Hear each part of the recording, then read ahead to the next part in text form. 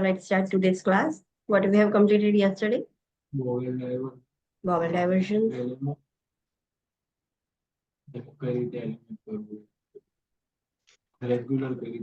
In vowel diversions, what we have completed? Colostomy, ileostomy. Colostomy, ileostomy, preoperative interventions, post-operative interventions for Colostomy. online students. Chalo bolo. Yes, post-operative interventions for colostomy and ileostomy. Then which topic we have completed? Ostomy care. Ostomy care. Then Restorative, promoting bowel elimination. care. Yes, how to promote the bowel elimination. In that, which subtopics we have seen? Fluid, peritoneal. Size, leg injuries. Yes. Maintain daily peritoneal intake. Positioning, Position. physical activity, enema, laxatives, antidiarrheals, diet, all this we have seen. Okay, so let's do a quick revision of previous class.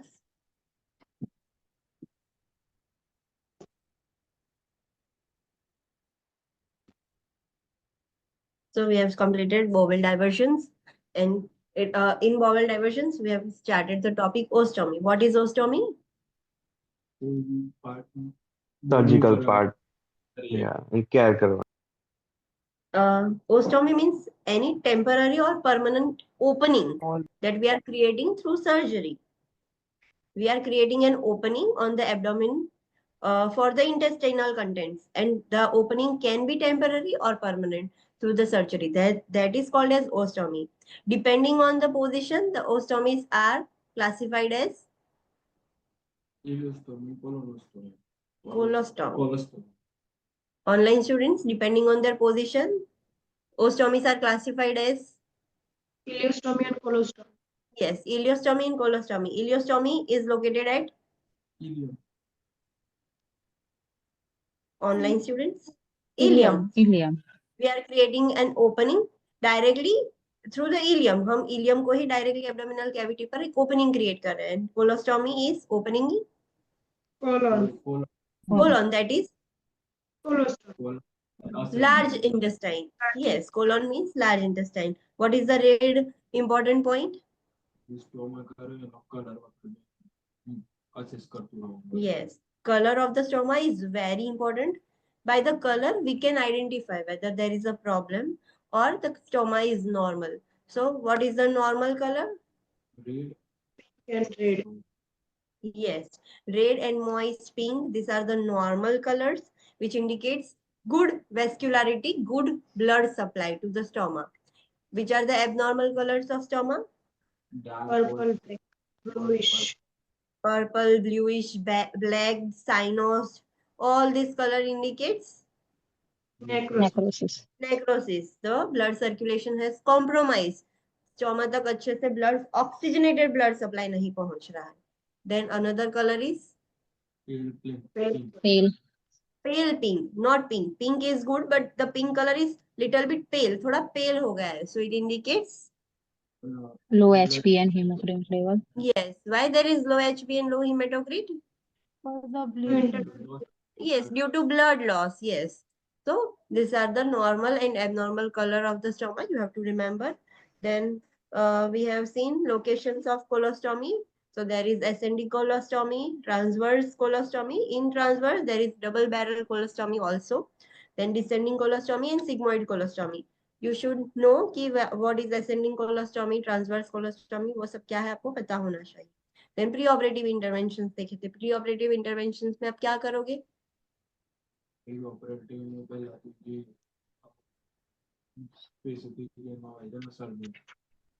Not surgeon. Therapist. Yes.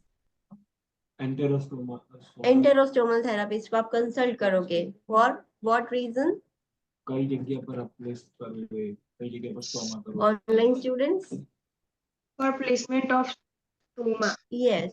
Which would be the best place for creating an opening into the intestine. So for optimal placement of ostomy, we can consult enterostomal therapist. Then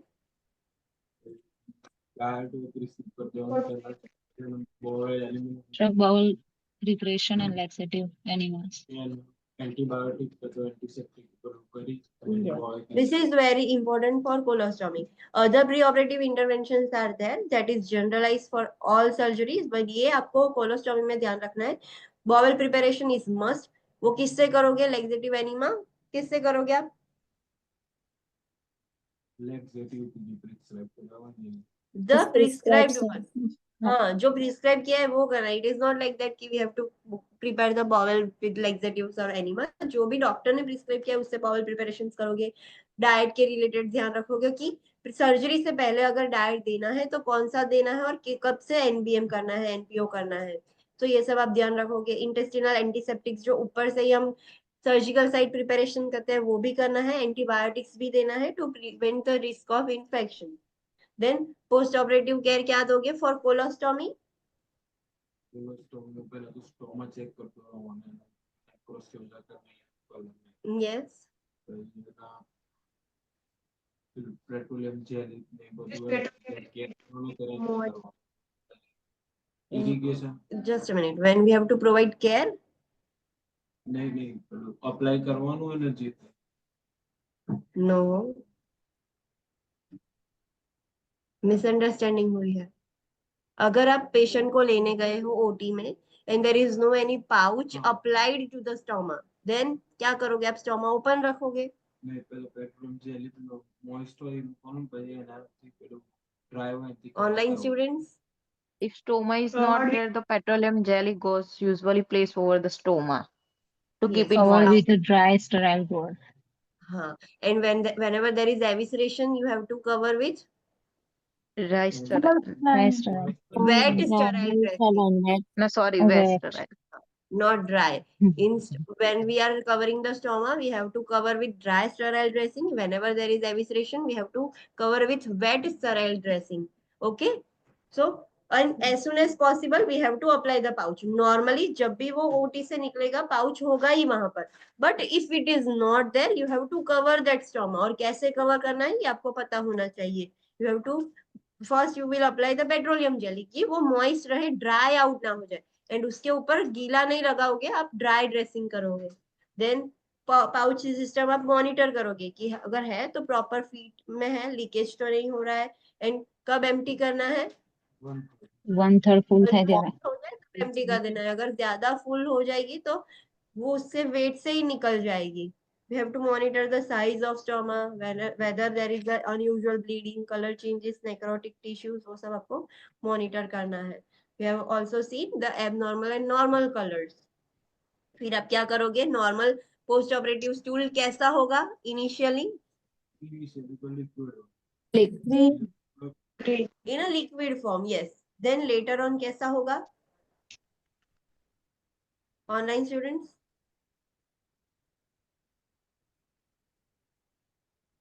Solid. Initially liquid form में होगा, बाद में कैसा होगा? 1-2 दिन बाद Become more solid. Solid. Solid होगा. मैं ये बोल तो रही हूँ liquid है लेकिन ना. And depend on it. हाँ, it depends on the position. College. कहाँ पर ओपनिंग है? अगर इलियोस्टोमी में ही है ओपनिंग तो इलियोस्टोमी की है तो फिर वो लिक्विड ही रहेगा. later on it will be still in a liquid form. अगर स्टोमा ट्रांसवर्स कोलन में है तो सेमी सॉलिड रहेगा. Semi solid. अगर असेंडिंग कोलन में है तो लिक्विड Normal. लिक्विड. अगर डिसेंडिंग कोलन में है तो तो नॉर्मल होगा. नियर टू नॉर्मल स्टूल होगा. Yes. So it depends on the position, location. ऐसा नहीं है कि लेटर ऑन भी लिक्विड में ही होगा या फिर सॉलिड में होगा. You can not give answer like this. It depends on the position. Then fecal matter skin पर touch नहीं होना चाहिए. We have to provide analgesics, antibiotics कि infection ना हो. Then अगर patient को perineal wound भी है सर्जरी के वक्त या फिर कोई incision किया था तो what you will do? First you have to monitor that incision. Infection तो है नहीं, infection है या नहीं. Then patient को pain और itching होगा तो आप क्या करोगे? तो बट पेशेंट कंफर्ट कैसे करोगे? पोजीशन अपन कर position, okay. Other than that? Kids bath. Sitz bath, yes sitz bath provide करोगे। पेशेंट को कौन से फूड अवॉइड करने हैं? Gas for Gas permit food. Yes, जो एक्सेसिव गैस फॉर्मिंग फूड है वो अवॉइड करना है, बिकॉज स्टोमा में से ओडर हो, गैस लीक होगा, so there will be a bad smell, और पेशेंट भी डिस्कम्फर्ट फील करेगा, उसके आजू बाजू वाले लोग भी डिस्कम्फर्ट फील करेंगे। पेशेंट को स्टोमा में इरिगेशन करना है तो कैसे करना है वो आप पूछोगे। नॉर्मल एक्टिविटीज कब से स्टार्ट करनी है? Depending on the surgeon prescription आप पेशेंट को इंस्ट्रक्ट करोगे, डिस्चार्ज टीचिंग दोगे। इलियोस्टोमी में नॉर्मल स्टूल कैसा होगा? स्टार्टिंग में इनिशियली कैसा होगा डिस्चार्ज? तो लिक्विड है क्या? Yes, but Green discharge color. Green colour discharge होगा, एंड लेटर ऑन धीरे धीरे वो डिस्चार्ज कैसा होगा? Yellow Yellow. येलोइश। तो स्टार्टिंग में स्टूल भी होगा लिक्विड फॉर्म में, सो वो ग्रीनिश ज्यादा लगेगा। लिक्विड फॉर्म में ही आने वाला है स्टूल इलियोस्टोमी में, तो स्टार्टिंग में इनिशियली 1 डे में या 2 डे में ग्रीनिश कलर का होगा, देन लेटर ऑन धीरे धीरे वो येलोइश कलर में जाएगा। इलियोस्टोमी में एक चीज बहुत कॉमन है, what is that? Electrolyte For dehydration. Yes, fluid imbalance and electrolyte imbalance, so it leads to dehydration। dehydration का ये रिस्क ज्यादा है। देन हमने ओस्टोमी केयर देखी थी, what is the purpose for ostomy care? Irrigation क्यों करना चाहिए? Pattern. मल वर्किंग रहना हमारे for their patency, and second reason? Bowel empty. Bowel empty. Yes, to bowel emptying, bowel अच्छे से खाली हो जाए इसके लिए। तो नॉर्मली कितना इरिगेशन अमाउंट चलेगा? सॉल्यूशन कितना होना चाहिए, quantity? 500 to 1000 but it should be Lukewarm. lukewarm water. Luke warm water. Yes, Luke होना चाहिए, कोल्ड वाटर नहीं होना चाहिए, ल्यूक वार्म वाटर होना चाहिए। देन प्रोसीजर कैसे करनी है? एम्बुलेटरी होते हैं साइन करवाना पिलुआ इफ पेशेंट इज एम्बुलेटरी, खुद से वॉक कर सकता है, तो पेशेंट को आप टॉयलेट सीट पर बैठाकर सीटिंग पोजीशन दे सकते हो। And patient is on bed rest, immobilise है, सो आप कौन सी पोजीशन दोगे? Side side line Sideline. Position Sideline. दोगे। You will do the irrigation। Patient को भी आपको सिखाना होगा। तो नॉर्मली कैसे करता है? If the patient is in sitting position कैसे करना है? या तो टॉयलेट में जे बेसर दे हो स्टार्ट कर दे हो આપણે જે બી સોલ્યુશન એના હાથમાં જ રાખીને સ્ટાર્ટ કરશે? નહીં નહીં નસોલ ટાઈપના પર લઈ જાઓ Yes, હવે મારી પ્રિસ્ક્રિપ્શન એવું હોય તો હાઈ કન્સલ્ટ હોય તો થોડી હાઈટ વધારે રાખો that is for enema। હા સ્ટાર્ટ કરી દેવાનું જે બી લિક્વિડ છે ઇરિગેશન માટે પછી પેશન્ટ ને ડિસ્કમ્ફર્ટ ફીલ થયો, પેશન્ટ ને પેઇન થયો, તો શું કરશે પેશન્ટ? પેન ફીલ થાય તો થોડી વાર માટે આપણે સ્ટોપ કરી દેવાનું patient Yes, we have to, yes, clamp that tubing, clamp करना है, that deep breathing करेगा, जैसे ही धीरे धीरे पेन कम होना स्टार्ट हो, तो स्लोली स्लोली फिर से वो स्टार्ट कर सकता है। देन एक बार कंप्लीटली वो खत्म हो जाए, देन पेशेंट को सारा जो इरिगेशन सॉल्यूशन है उसको ड्रेन होने देना है स्टूल के साथ, so it will be drain out. But we have to make sure कि कब करना है, अगर पेशेंट कर रहा है तो कब करना है? 1 hour after. हाँ, 1 hour ऑफ मील, मील से 1 घंटे पहले करना है। देन एवरी डे, एक टाइम यस, सेम टाइम करना है। अगर पेशेंट मॉर्निंग में करता है तो every day before breakfast, 1 hour before breakfast morning में ही करना है। If patient is doing in afternoon तो लंच से 1 घंटे पहले करना है। तो जब भी कर रहा है सेम टाइम पर करना है, एंड मेक श्योर कि मील से 1 घंटे पहले करें। देन जो ये पेलो इरिगेशन नहीं हुआ या पेलो है तो Avoid frequent irrigation. Avoid Frequent irrigation. Frequent irrigation. Yes, frequent irrigation नहीं करना है, बिकॉज उससे क्या रिस्क बढ़ता है? व्हाट इज द रैशनल, क्यों अवॉइड करने चाहिए? Dehydration and electrolyte. डिहाइड्रेशन हो जाएगा। यस, बिकॉज ऑलरेडी इलियोस्टोमी है और उसमें लिक्विड स्टूल होगा, और आप फ्रीक्वेंटली इरिगेट करोगे तो सब कुछ निकल कर बाहर निकल जाएगा, पेशेंट डिहाइड्रेटेड हो जाएगा। तो you have to keep in mind all this points. Then pouching क्यों करते हैं हम? पाउच क्यों अप्लाई करते हैं? To collect the faecal matter, फिर ओडर मिनिमाइज करने के लिए, एंड स्किन इरिटेशन ना हो इसके लिए। न्यूट्रिशन में क्या ध्यान रखना है पेशेंट को? There is no any restriction, कोई रेस्ट्रिक्शन नहीं है, बट अगर पेशेंट को कोई ऑलरेडी कंडीशन है, कोई एग्जिस्टिंग कंडीशन, देन मर्जी ना पड़ेगा उसमें जो पेशेंट को रेस्ट्रिक्टेड किया है वो तो आपको फॉलो करना ही पड़ेगा, बट इट इज एडवाइजेबल क्या इनटेक करना चाहिए, क्या नहीं करना एडिक्वेट चाहिए। फ्लूइड इनटेक आप पाना तो ब्लॉकेज ना यस, रहे कोलेस्ट्रॉल। हाँ, ब्लॉकेज ना रहे, कोलोस्टोमी ओपन रहे, उसकी पेटेंसी मेंटेन रहे, इसलिए पेशेंट को बोला है कि फ्लूइड अच्छे से लो। अगर फ्लूइड कम लेगा पेशेंट तो पेशेंट को कॉन्स्टिपेशन हो सकता है and there will be a blockage. So patient को एडिक्वेट फ्लूइड इनटेक लेना है एंड क्या चीज कम करनी है, लिमिटेड अमाउंट में लेनी है या फिर अवॉइड कर सकता है patient gas forming food. Yes, foods. हाँ, यस, उससे अलावा कोई और रेस्ट्रिक्शंस नहीं है। What is the red important point?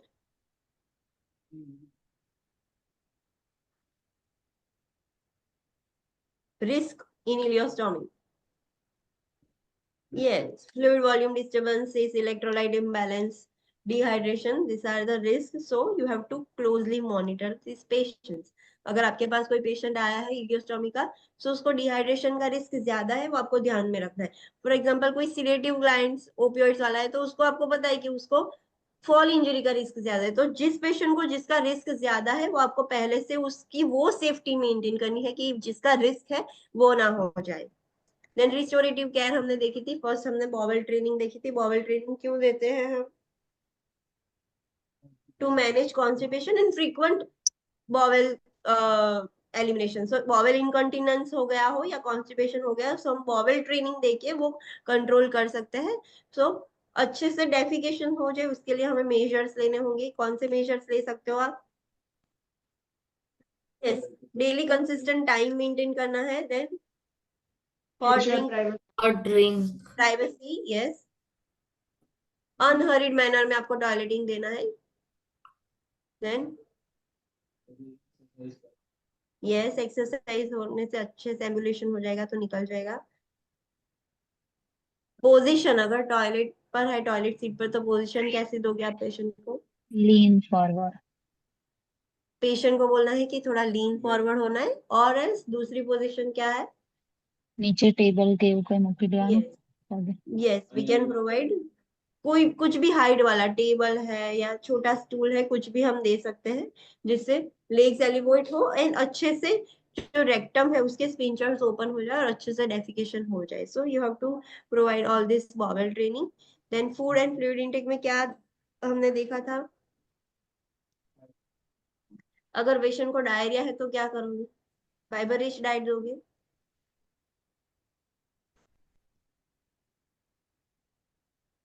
तो low fibre diet, low residue diet दोगे if the patient is suffering from diarrhoea. उसके एग्जांपल्स थे White rice bread. Bread, banana, potatoes, banana. Cereals. Patient को कॉन्स्टिपेशन है तो क्या करोगे? High fiber diet. High High fibre fiber. Diet हाँ and Adequate Fresh fluid. fruit and यस, vegetable. Adequate fluid. Fluid intake अच्छा करना है, बढ़ाना है एंड हाई फाइबर डाइट देना है। एक्सरसाइज हमें पता है नॉर्मल कितनी होनी चाहिए per week? 150 150 minutes. 150 minutes. 150 minute. एक वीक, हाँ, एक वीक में 150 मिनट्स तो पेशेंट की एक्सरसाइज होनी ही चाहिए। तो उसकी पेरिस्टालसिस मूवमेंट अच्छी रहेगी। Early ambulation is important to promote the defecation, we know that. अगर पेशेंट को इनकंटिनेंस है तो क्या करना है?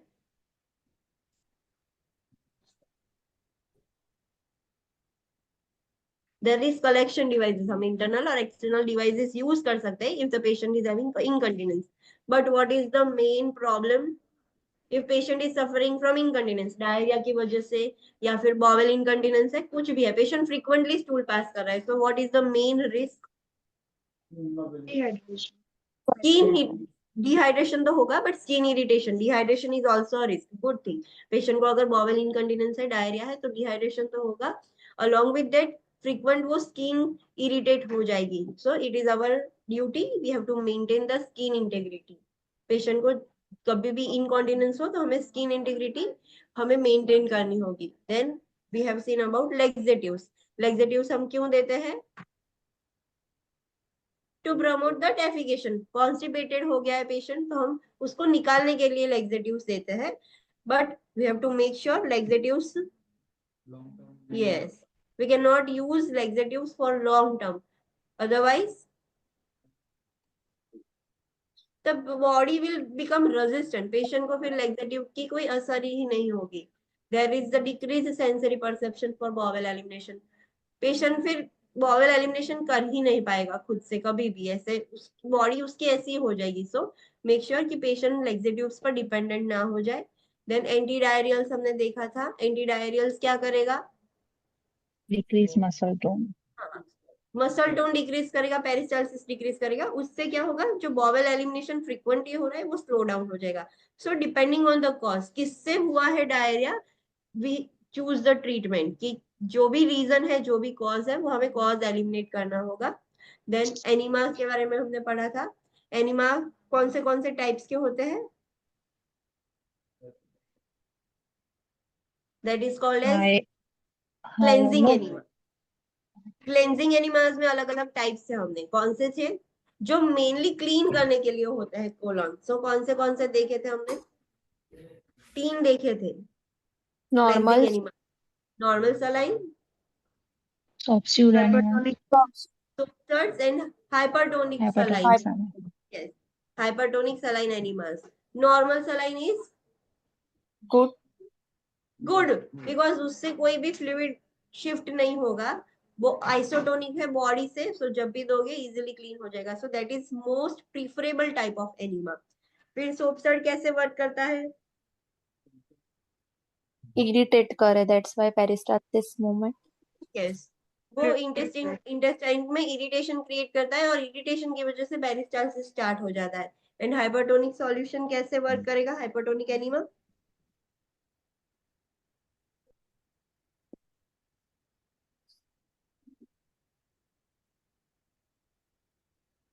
हाइपरटोनिक सॉल्यूशंस हम ऐसे पेशेंट को देंगे जो ज्यादा फ्लूइड ऐसे टॉलरेट नहीं कर पाए। For example if we are giving normal saline, so normal saline हमें 500 ml देना पड़ता हो, तो अगर आप हाइपरटोनिक दे रहे हो तो सिर्फ 100 ml दोगे तो भी अपना वर्क कर लेगा। 100 ml हाइपरटोनिक सॉल्यूशन दोगे तो वो क्या करेगा, इंटेस्टाइन में से सारा पानी खींच के आजू बाजू से सब इंटेस्टाइन में आ जाएगा, and there will be a more bulk formation, एकदम सारा फ्लूइड खींच के बल्क लिक्विड ही हो जाएगा स्टूल एंड निकल जाएगा। तो ऐसे पेशेंट है कि जो ज्यादा फ्लूइड टॉलरेट नहीं कर सकते, like 500 ml of fluid tolerate नहीं कर सकते, उनको हम हाइपरटोनिक दे सकते हैं, but there is a risk. Which risk? हाँ, ऑनलाइन स्टूडेंट्स, अगर आप hypertonic saline, dehydration is risk, yes. So जब भी आप एनिमा देते हो, क्या प्रॉब्लम होता है? फ्लूइड इम्बैलेंस का रिस्क है एनिमा पे। जब भी आप एनिमा देते हो तो you have to make sure कि पेशेंट को फ्लूइड इम्बैलेंस ना हो। एंड हाइपरटोनिक सलाइन एनिमा कौन से पेशेंट में आप नहीं दे सकते? Young people. डिहाइड्रेटेड पेशेंट हो, मैं नहीं दे सकते। जिनको फ्लूइड का प्रॉब्लम है उनको तो दे सकते हो आप। एंड दूसरा patient, Young people. Young young, I have given you one assignment कि कौन सा टाइप का एनिमा, एनिमा में कौन सा होता है तो इलेक्ट्रोलाइट इम्बैलेंस में आप नहीं दे सकते। आपने हॉस्पिटल में वो रेड रेड पाउच वाला एनिमा देखे हैं? PC animal. Sodium phosphate. सो वो एनिमा कौन से टाइप का होता है उस पर लिखा होता है, आपने डॉक्टर को भी बोलते हुए सुना क्या? Sodium phosphate. हाँ, सो कौन से पेशेंट को आप नहीं दे सकते? Kidney disease है ना? Electrolyte imbalance. Mhm.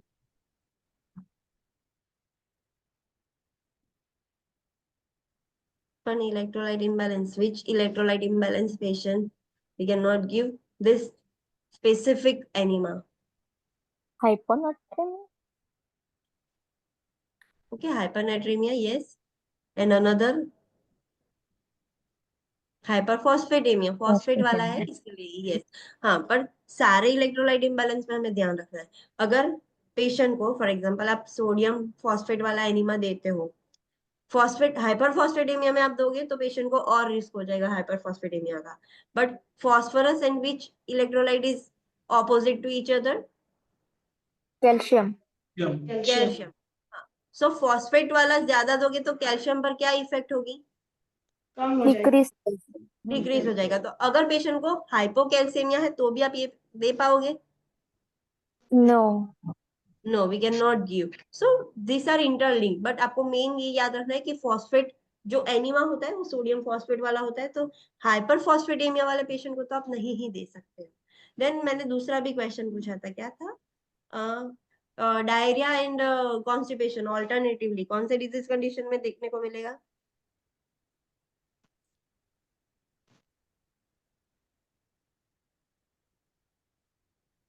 एक कंडीशन तो बताई थी, what was that?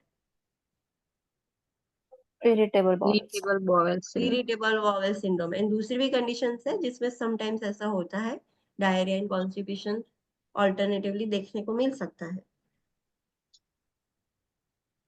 Bro, Celiac disease. yes, celiac disease. What is celiac disease?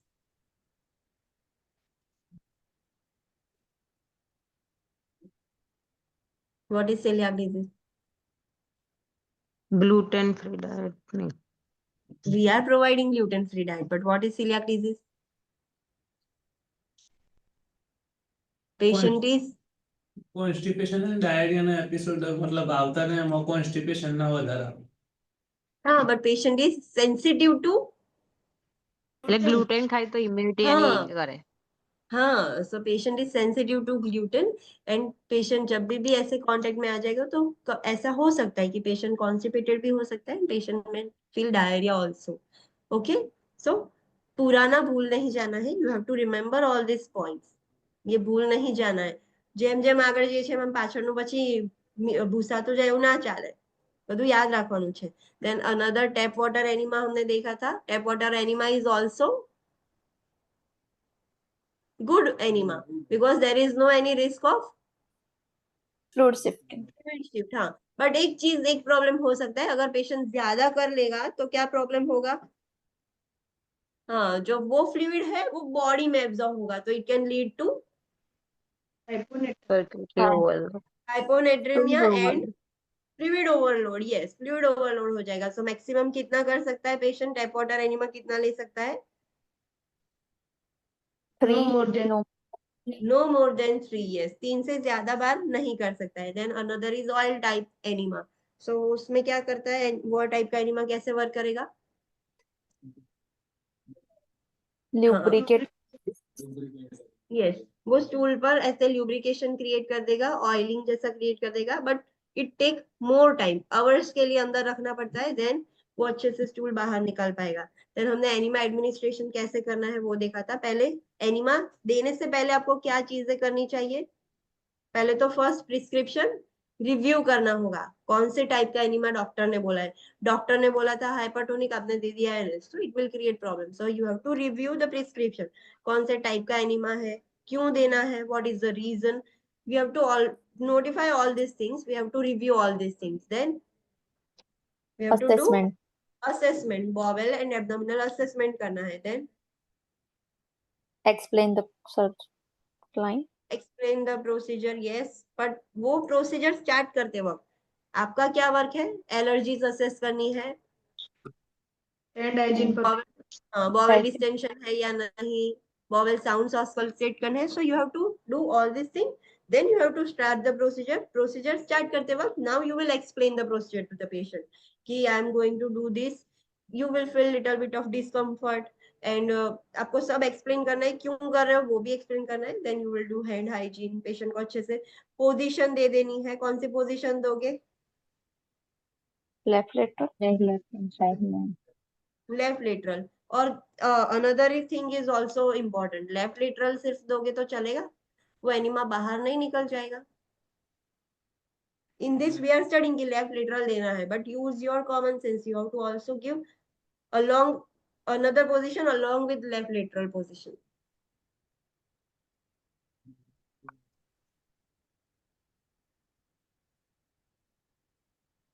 मैं सिंपली ऐसा बोल रही हूँ कि पेशेंट को अपने लेफ्ट साइड पोजीशन दे, you are inserting enema, so enema निकल नहीं जाएगा बाहर। Towards So, umbilical insert करवाना. हाँ, towards umbilical you will insert the enema, but I am saying कि आप जब भी ऐसे फोर्सफुली स्क्वीज करोगे so there might be chances कि थोड़ा थोड़ा बाहर निकल जाए, और उसको हमें रिटेन भी करना है।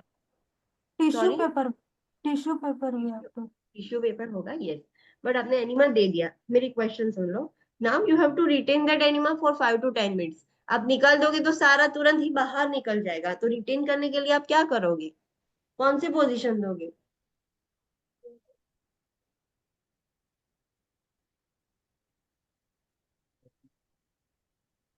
ट्रेंडलबर्ग नहीं दोगे पोजीशन? ट्रेंडलबर्ग पोजीशन से क्या होगा? हेड लो થશે एक्सक्लूड हाँ, करવાનો पार्ट। तो लेफ्ट लेटरल तो देनी है, बट स्लाइटली ट्रेंडलबर्ग पोजीशन भी आप उसके साथ दे सकते हो। आपको ऐसा क्वेश्चन आएगा एग्जाम में कि पेशेंट को आपने एनिमा दिया but the patient can not hold that, तो उसके लिए आप क्या कर सकते हो? So you have to give the Trendelenburg position along with left lateral position कि वो होल्ड कर पाए, बिकॉज ग्रेविटी का फोर्स कैसा होगा, पेशेंट का हेड लो होगा, सो वो इंटेस्टाइन की तरफ ही रहेगा, वो बाहर नहीं निकलेगा। अंडरस्टूड? Yes. हाँ, तो ऑप्शन में ऐसा होगा, so you have to think कि हाँ मैं ये कर सकती हूँ, दिस कैन बी डन। हमें हमें क्या करना है कि हमें वो एनिमा 10 से 15 मिनट तक तो उसके अंदर रखना है कि अच्छे से क्लीन हो जाए। तो उसके लिए पेशेंट होल्ड नहीं कर पा रहा है, so you can do this. So it is not like कि आपको सिर्फ लेफ्ट लिटरली देनी है, ये पोजिशन भी आप दे सकते हो। So remember all this things. Then हमने डिजिटल रिमूवल देखा था। What is that digital removal? By manual Yes, we are manually removing the stool. But what is the red important point that you have to remember? Yes, so उससे क्या होगा? Online students, બ્રેડિકાર્ડિયા Vegas now simulate there થશે is તો a risk of bradycardia. bradycardia while you are removing stool manually. Why there is a risk of bradycardia? Because stimulate the vagus. Stimulate. हाँ, vagus nerve stimulation हो सकता है, सो bradycardia patient को होगा। Digital removal of stool कैसे करना है वो आपको पता है, you should know this steps. And digital removal आप कब करोगे? It should be our last resort. हमने सारे अटेम्प्ट कर लिए हैं, सब कुछ ट्राई कर लिया, फिर भी स्टूल पास नहीं हो रहा है, then only you will go with the digital removal. Directly अगर नहीं हो रहा है सो डायरेक्टली आप डिजिटल रिमूवल नहीं कर सकते। Okay, any doubt in this chapter? No. Ma'am yes, colostomy ઇરિગેશનમાં સાઇડલાઇન પોઝિશન આપણે પ્રોવાઈડ કરવાની, તો જે સાઈડ ઓસ્ટોમી હોય એ સાઈડ કરવાની કે ઓપોઝિટ સાઈડ કરવાની? opposite side. Okay, Yes. Thank Any you. other question? No ma'am. Ma'am Yes.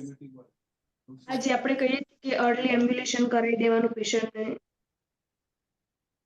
Yes, हाँ, તો પછી મેક્સિમમ આપણે કેટલા ટાઈમમાં કરાવી શકીએ કે કોઈ એવું સર્જરી પર ડિપેન્ડ કરે કે આ ટાઈમમાં?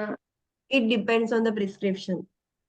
ઓકે, हाँ, डॉक्टर आपको बोलेंगे कि पेशेंट को इतने टाइम बाद एम्बुलेशन करवाना है, so you have to ambulate that patient. It depends on the prescription. Prescription दिया गया होगा, डॉक्टर ने बोला होगा कि 1 दिन बाद 2 दिन बाद you have to ambulate the patient. Okay. Okay, yes, your question was?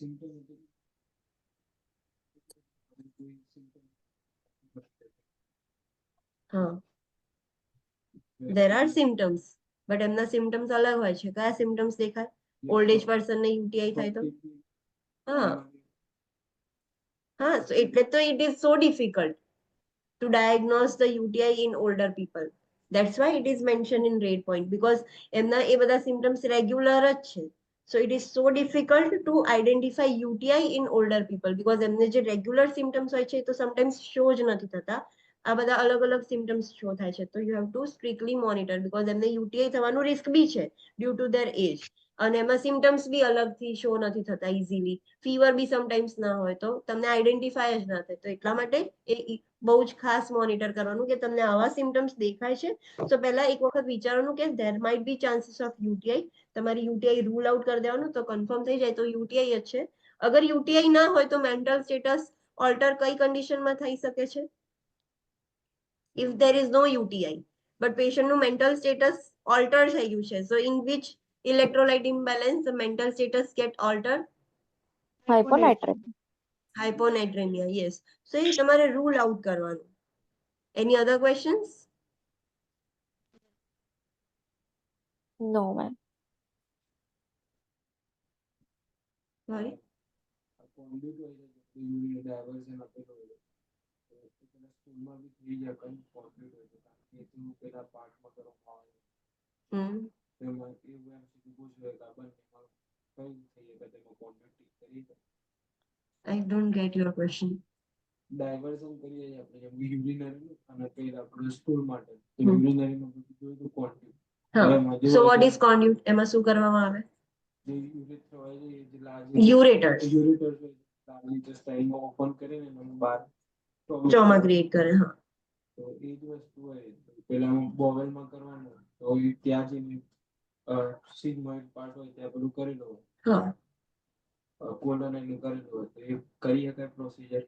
કોન્ડ્યુટ બંનેમાં ચાલી શકે ના ચાલે. એટલે યુ આર સેઇંગ કે યુરિનરી ડાયવર્ઝન અને બોવેલ ડાયવર્ઝન એક જ સ્ટોમાથી ઓપન કરવાનું. હા, so it can be done. પેશન્ટને બંને પ્રોબ્લેમ હોય તો એક જ સ્ટોમા હોય for urine passage and for stool passage.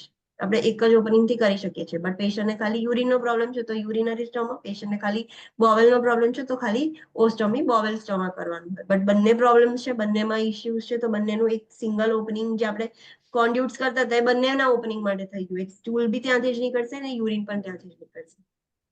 Okay, so let's start our new chapter, that is population health nursing.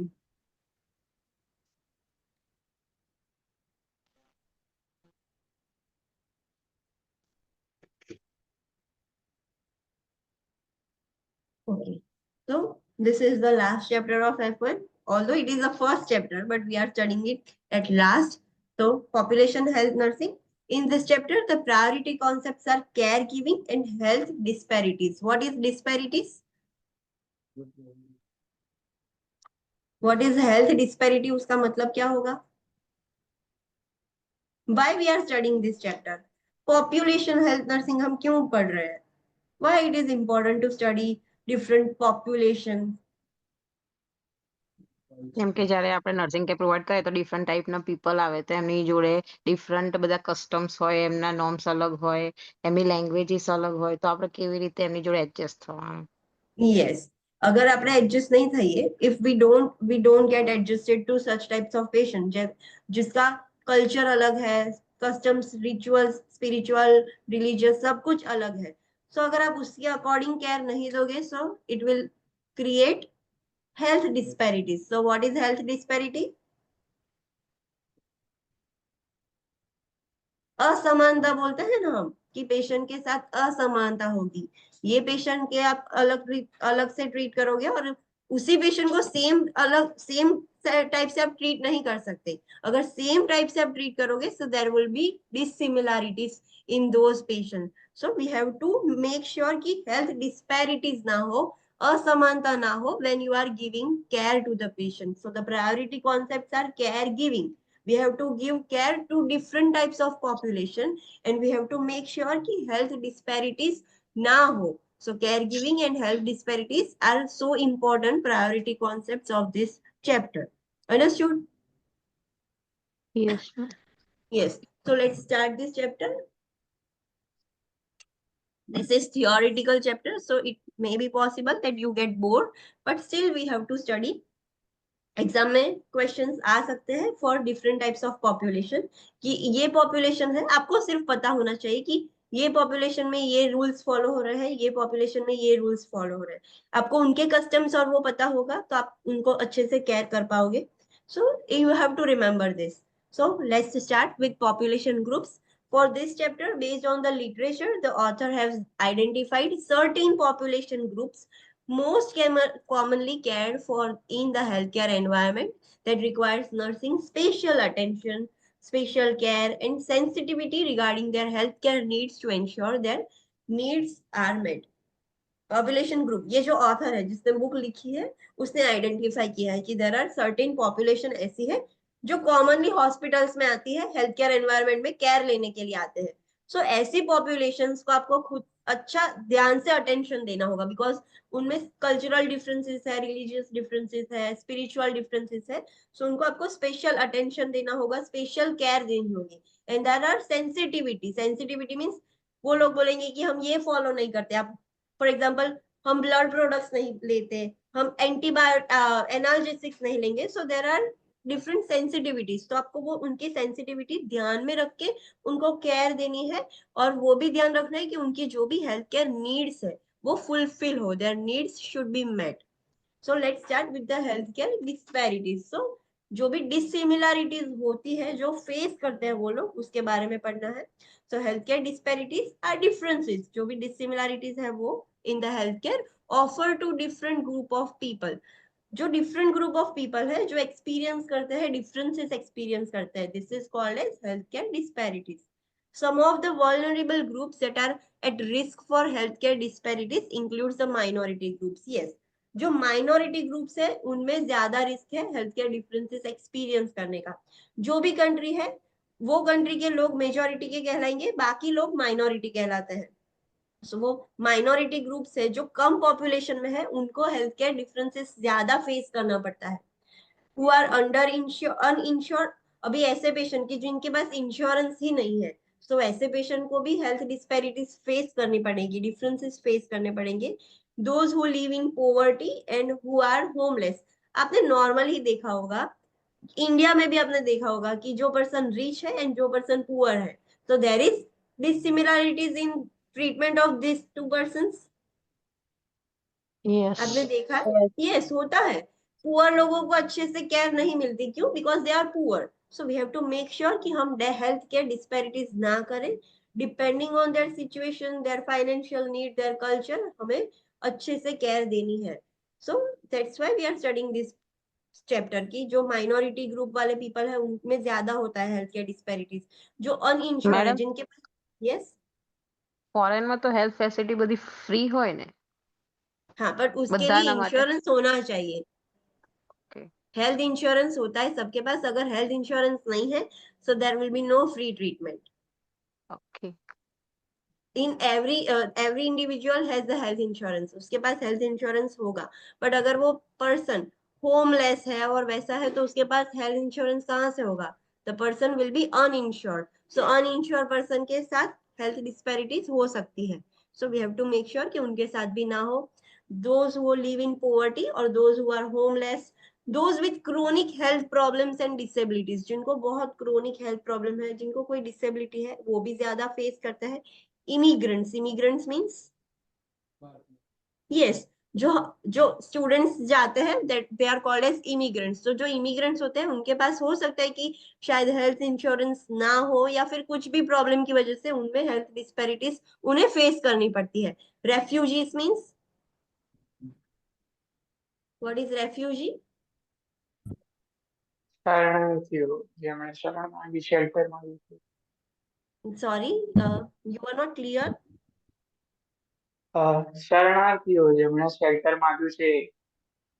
Okay, हाँ, जिन लोगों ने शेल्टर मांगा है बट उनको एनी हाउ उनकी कंट्री छोड़ के भागना पड़ा और दूसरी कंट्री में जाकर उनको शेल्टर लेना पड़ा, so this are called as refugees. तो उन्हें भी हेल्थ डिस्पैरिटीज फेस करनी पड़ेगी।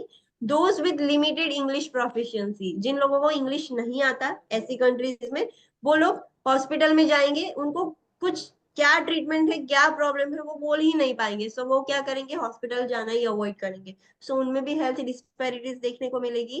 Those who are incarcerated, what is इनकार्सिरेटेड?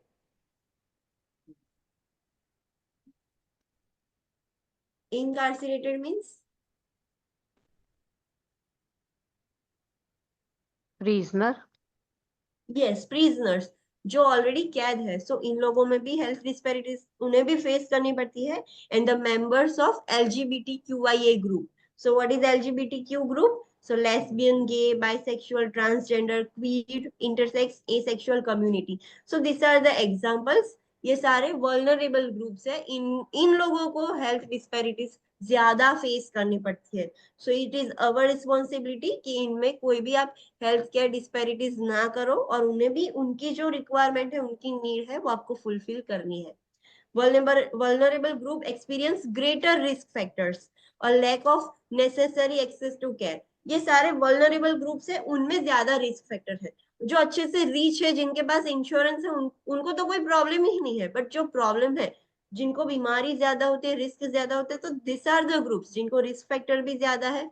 There lack of necessary access to care, वो अच्छे से केयर भी नहीं लेने जा सकते.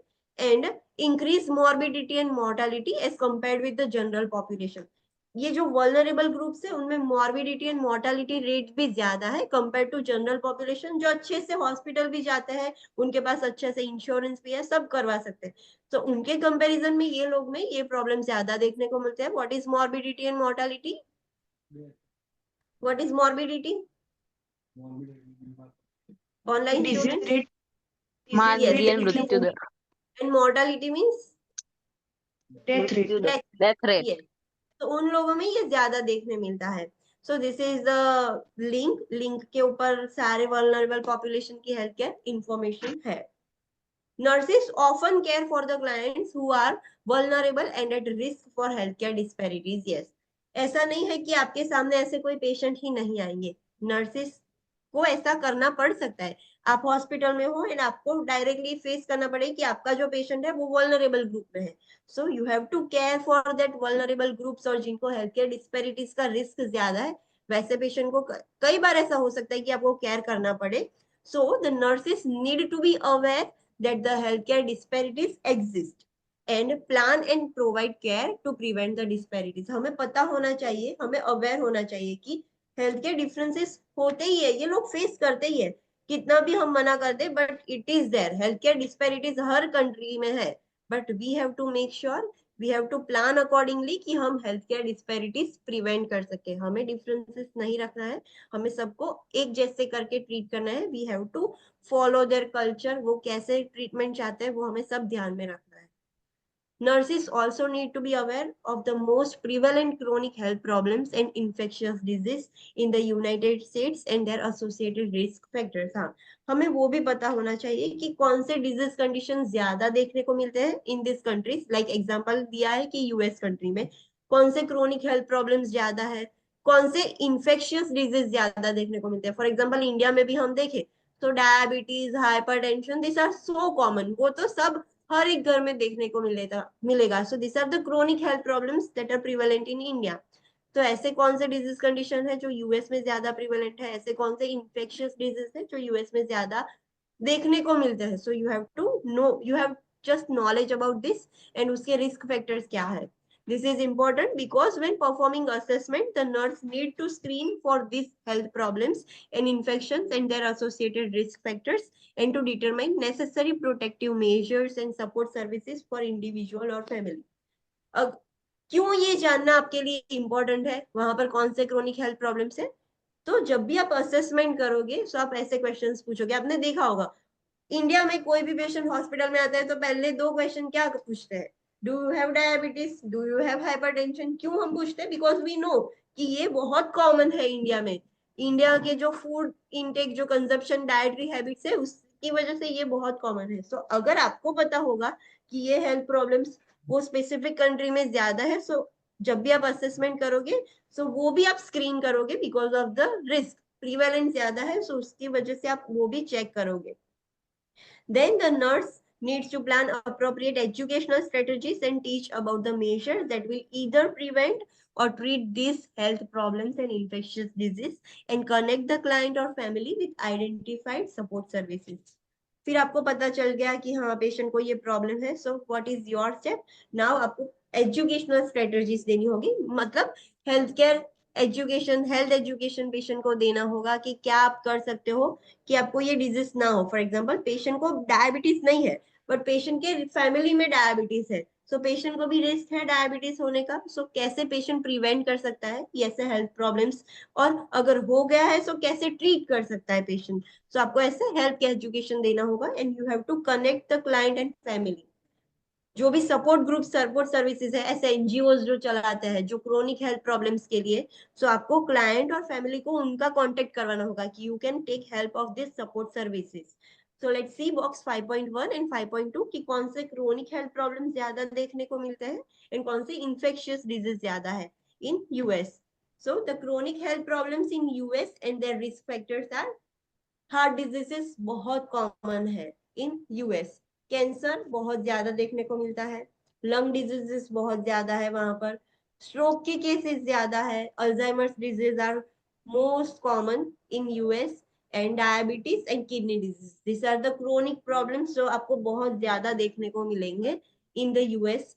एंड रिस्क फैक्टर क्यों देखने को मिलते हैं वहां पर ये सारे डिजीज कंडीशन? तो first of all tobacco use, then poor nutrition. Poor nutrition means वो माल नरिश्ड है. No, because of poverty.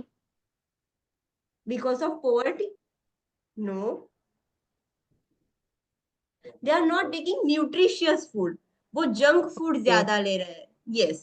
So that's why due to the consumption of junk food, they are getting poor nutrition. Not because they are malnourished and they are poor.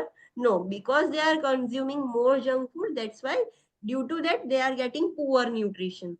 Then obesity. Because of all this junk food, वो बहुत obese है. Sedentary lifestyle उनकी बहुत ज्यादा है. That is why ये सारे disease उनमें ज्यादा देखने को मिलते हैं. Lack of physical activity.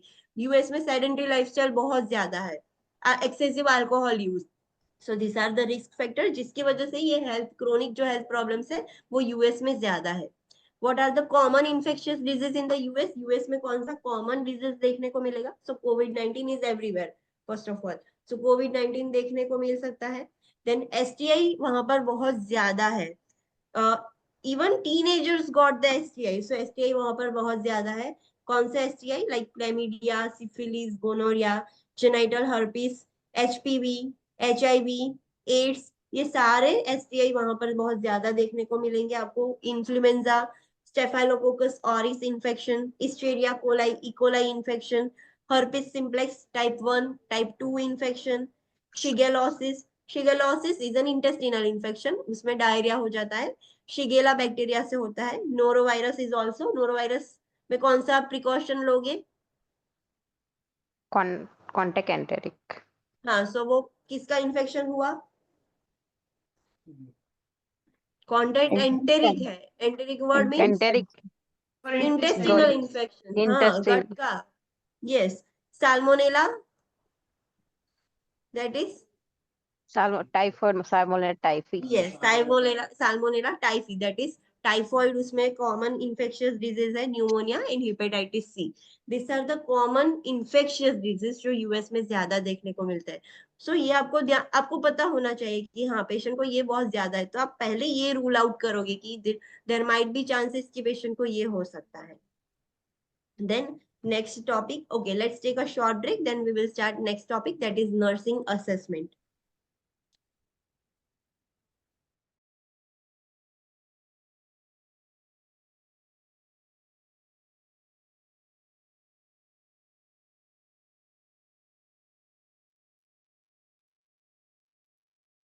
Online students, please come back from break. Should we start now? Yes, ma'am. So let's start with the nursing assessment. So how you have to do the assessment for different types of population. So let's study that.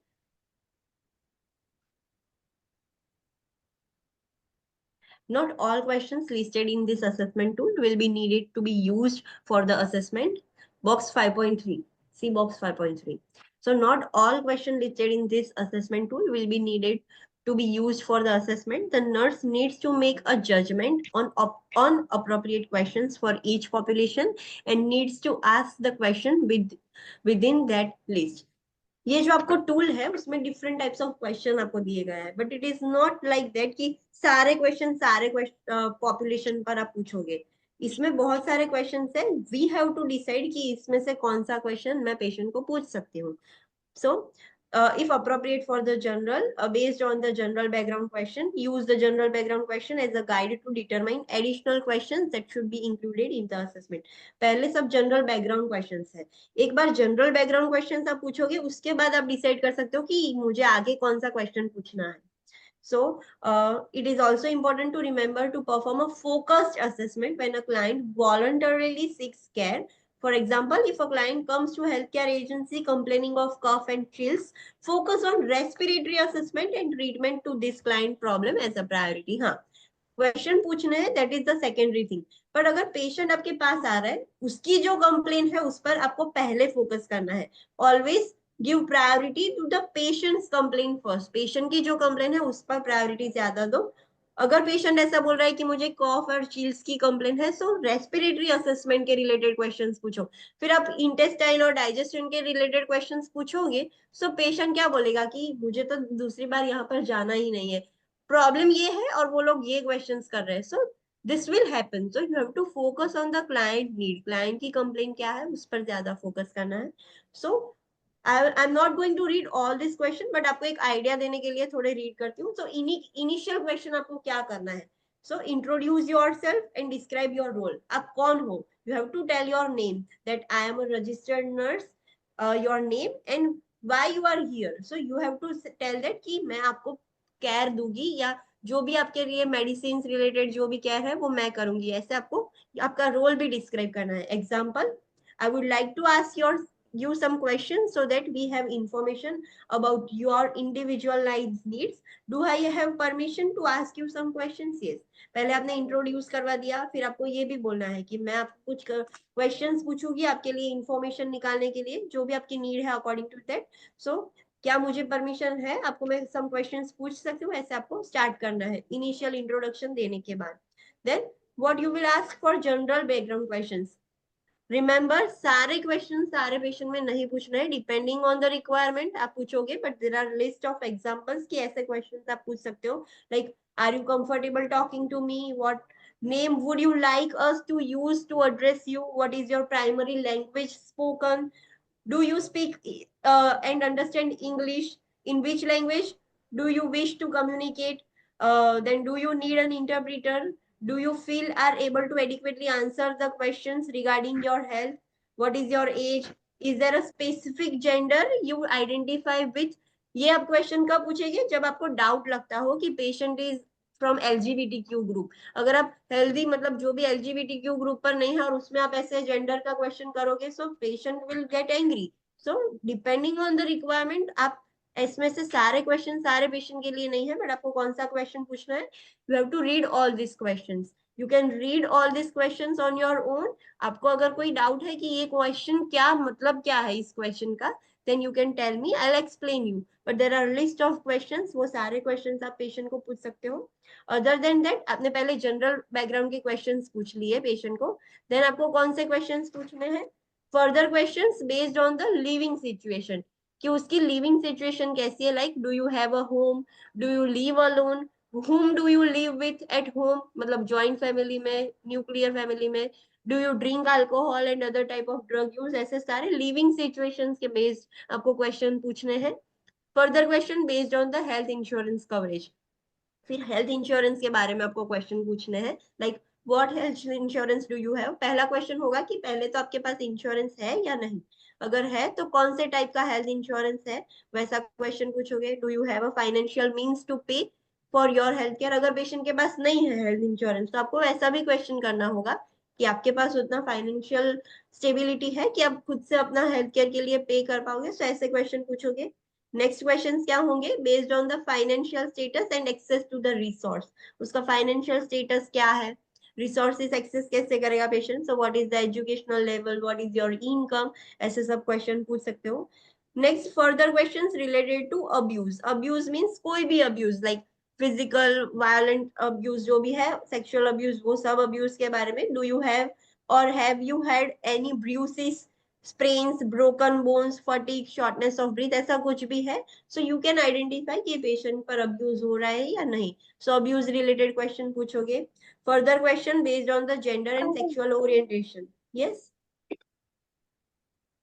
okay. अगर आपने general background के questions में देखा था, तो हमने पढ़ाई की थी कि एक क्वेश्चन पूछोगे कि आपका जेंडर क्या है. सो उसमें आपको पता चला कि पेशेंट LGBTQ ग्रुप का है. सो सेक्सुअल ओरिएंटेशन के रिगार्डिंग आप क्वेश्चन पूछ सकते हो. अगर पेशेंट नहीं है LGBTQ ग्रुप का, तो ये आप स्किप कर सकते हो. So depending on the requirement आप ऐसे क्वेश्चंस करोगे. Can you describe your gender identity and sexual orientation preference वो आप पूछोगे। Which pronoun you would like us to use for you, for example male to female transformation करवा गया है, सो आपको पूछना पड़ेगा should I address you like a male or female, which pronouns should I use, he she they other, क्या मैं use करूं। Then ये सब आपको हेल्थ, जेंडर और सेक्सुअल ओरिएंटेशन के बारे में क्वेश्चंस पूछने हैं पेशेंट को। There are list of this questions. Then further question related to mental health, mental health बारे में आपको क्वेश्चन पूछने हैं। Do you seek routine health care, describe your eating habits in 24 hour period, activity level, वो सब आप उसका mental health status identify करने के लिए, उसका मेंटल हेल्थ स्टेटस कैसा है, वैसे क्वेश्चंस पूछने के लिए। Further questions related to veteran and military status, अगर कोई ऐसे मिलिट्री स्टेटस और वेटरन है, सो उनका स्टेटस आइडेंटिफाई करने के लिए आप ऐसा क्वेश्चन पूछोगे कि do you have any problem with mental health such as post traumatic stress disorder, moral injury, because veterans और मिलिट्रीज में पीटीएसडी और मोरल इंजरीज के रिस्क ज्यादा है, that we have already studied in mental health nursing. Brain injury, ऐसी कोई war के वक्त या फिर कहीं पे भी ऐसे इंजरी हुई हो, तो ऐसे क्वेश्चन उनके लिए है। फर्दर क्वेश्चन रिलेटेड टू इनकार्सिरेशन, अगर पेशेंट प्रिजन में है, आपके पास कोई इनकार्सिरेटेड पेशेंट आया है, तो जनरल बैकग्राउंड के वक्त आपने जब क्वेश्चन पूछा होगा तभी आपको पता चल गया होगा कि ये पेशेंट इनकार्सिरेटेड था, क्रिमिनल है। सो ये क्वेश्चन उसके लिए होंगे सारे। Have you ever been a victim of abuse और रेप, समटाइम्स इट हैपेंस, जब वो प्रिजन में होते हैं, जेल में होते हैं, तब भी उनको उन पर अब्यूज और रेप्स ऐसा कुछ होता है। सो ये आपको पूछना होगा। Do you have any past medical history, particularly asthma, diabetes, hypertension, ये सब क्वेश्चन अब इनकार्सिरेटेड पेशेंट को पूछोगे।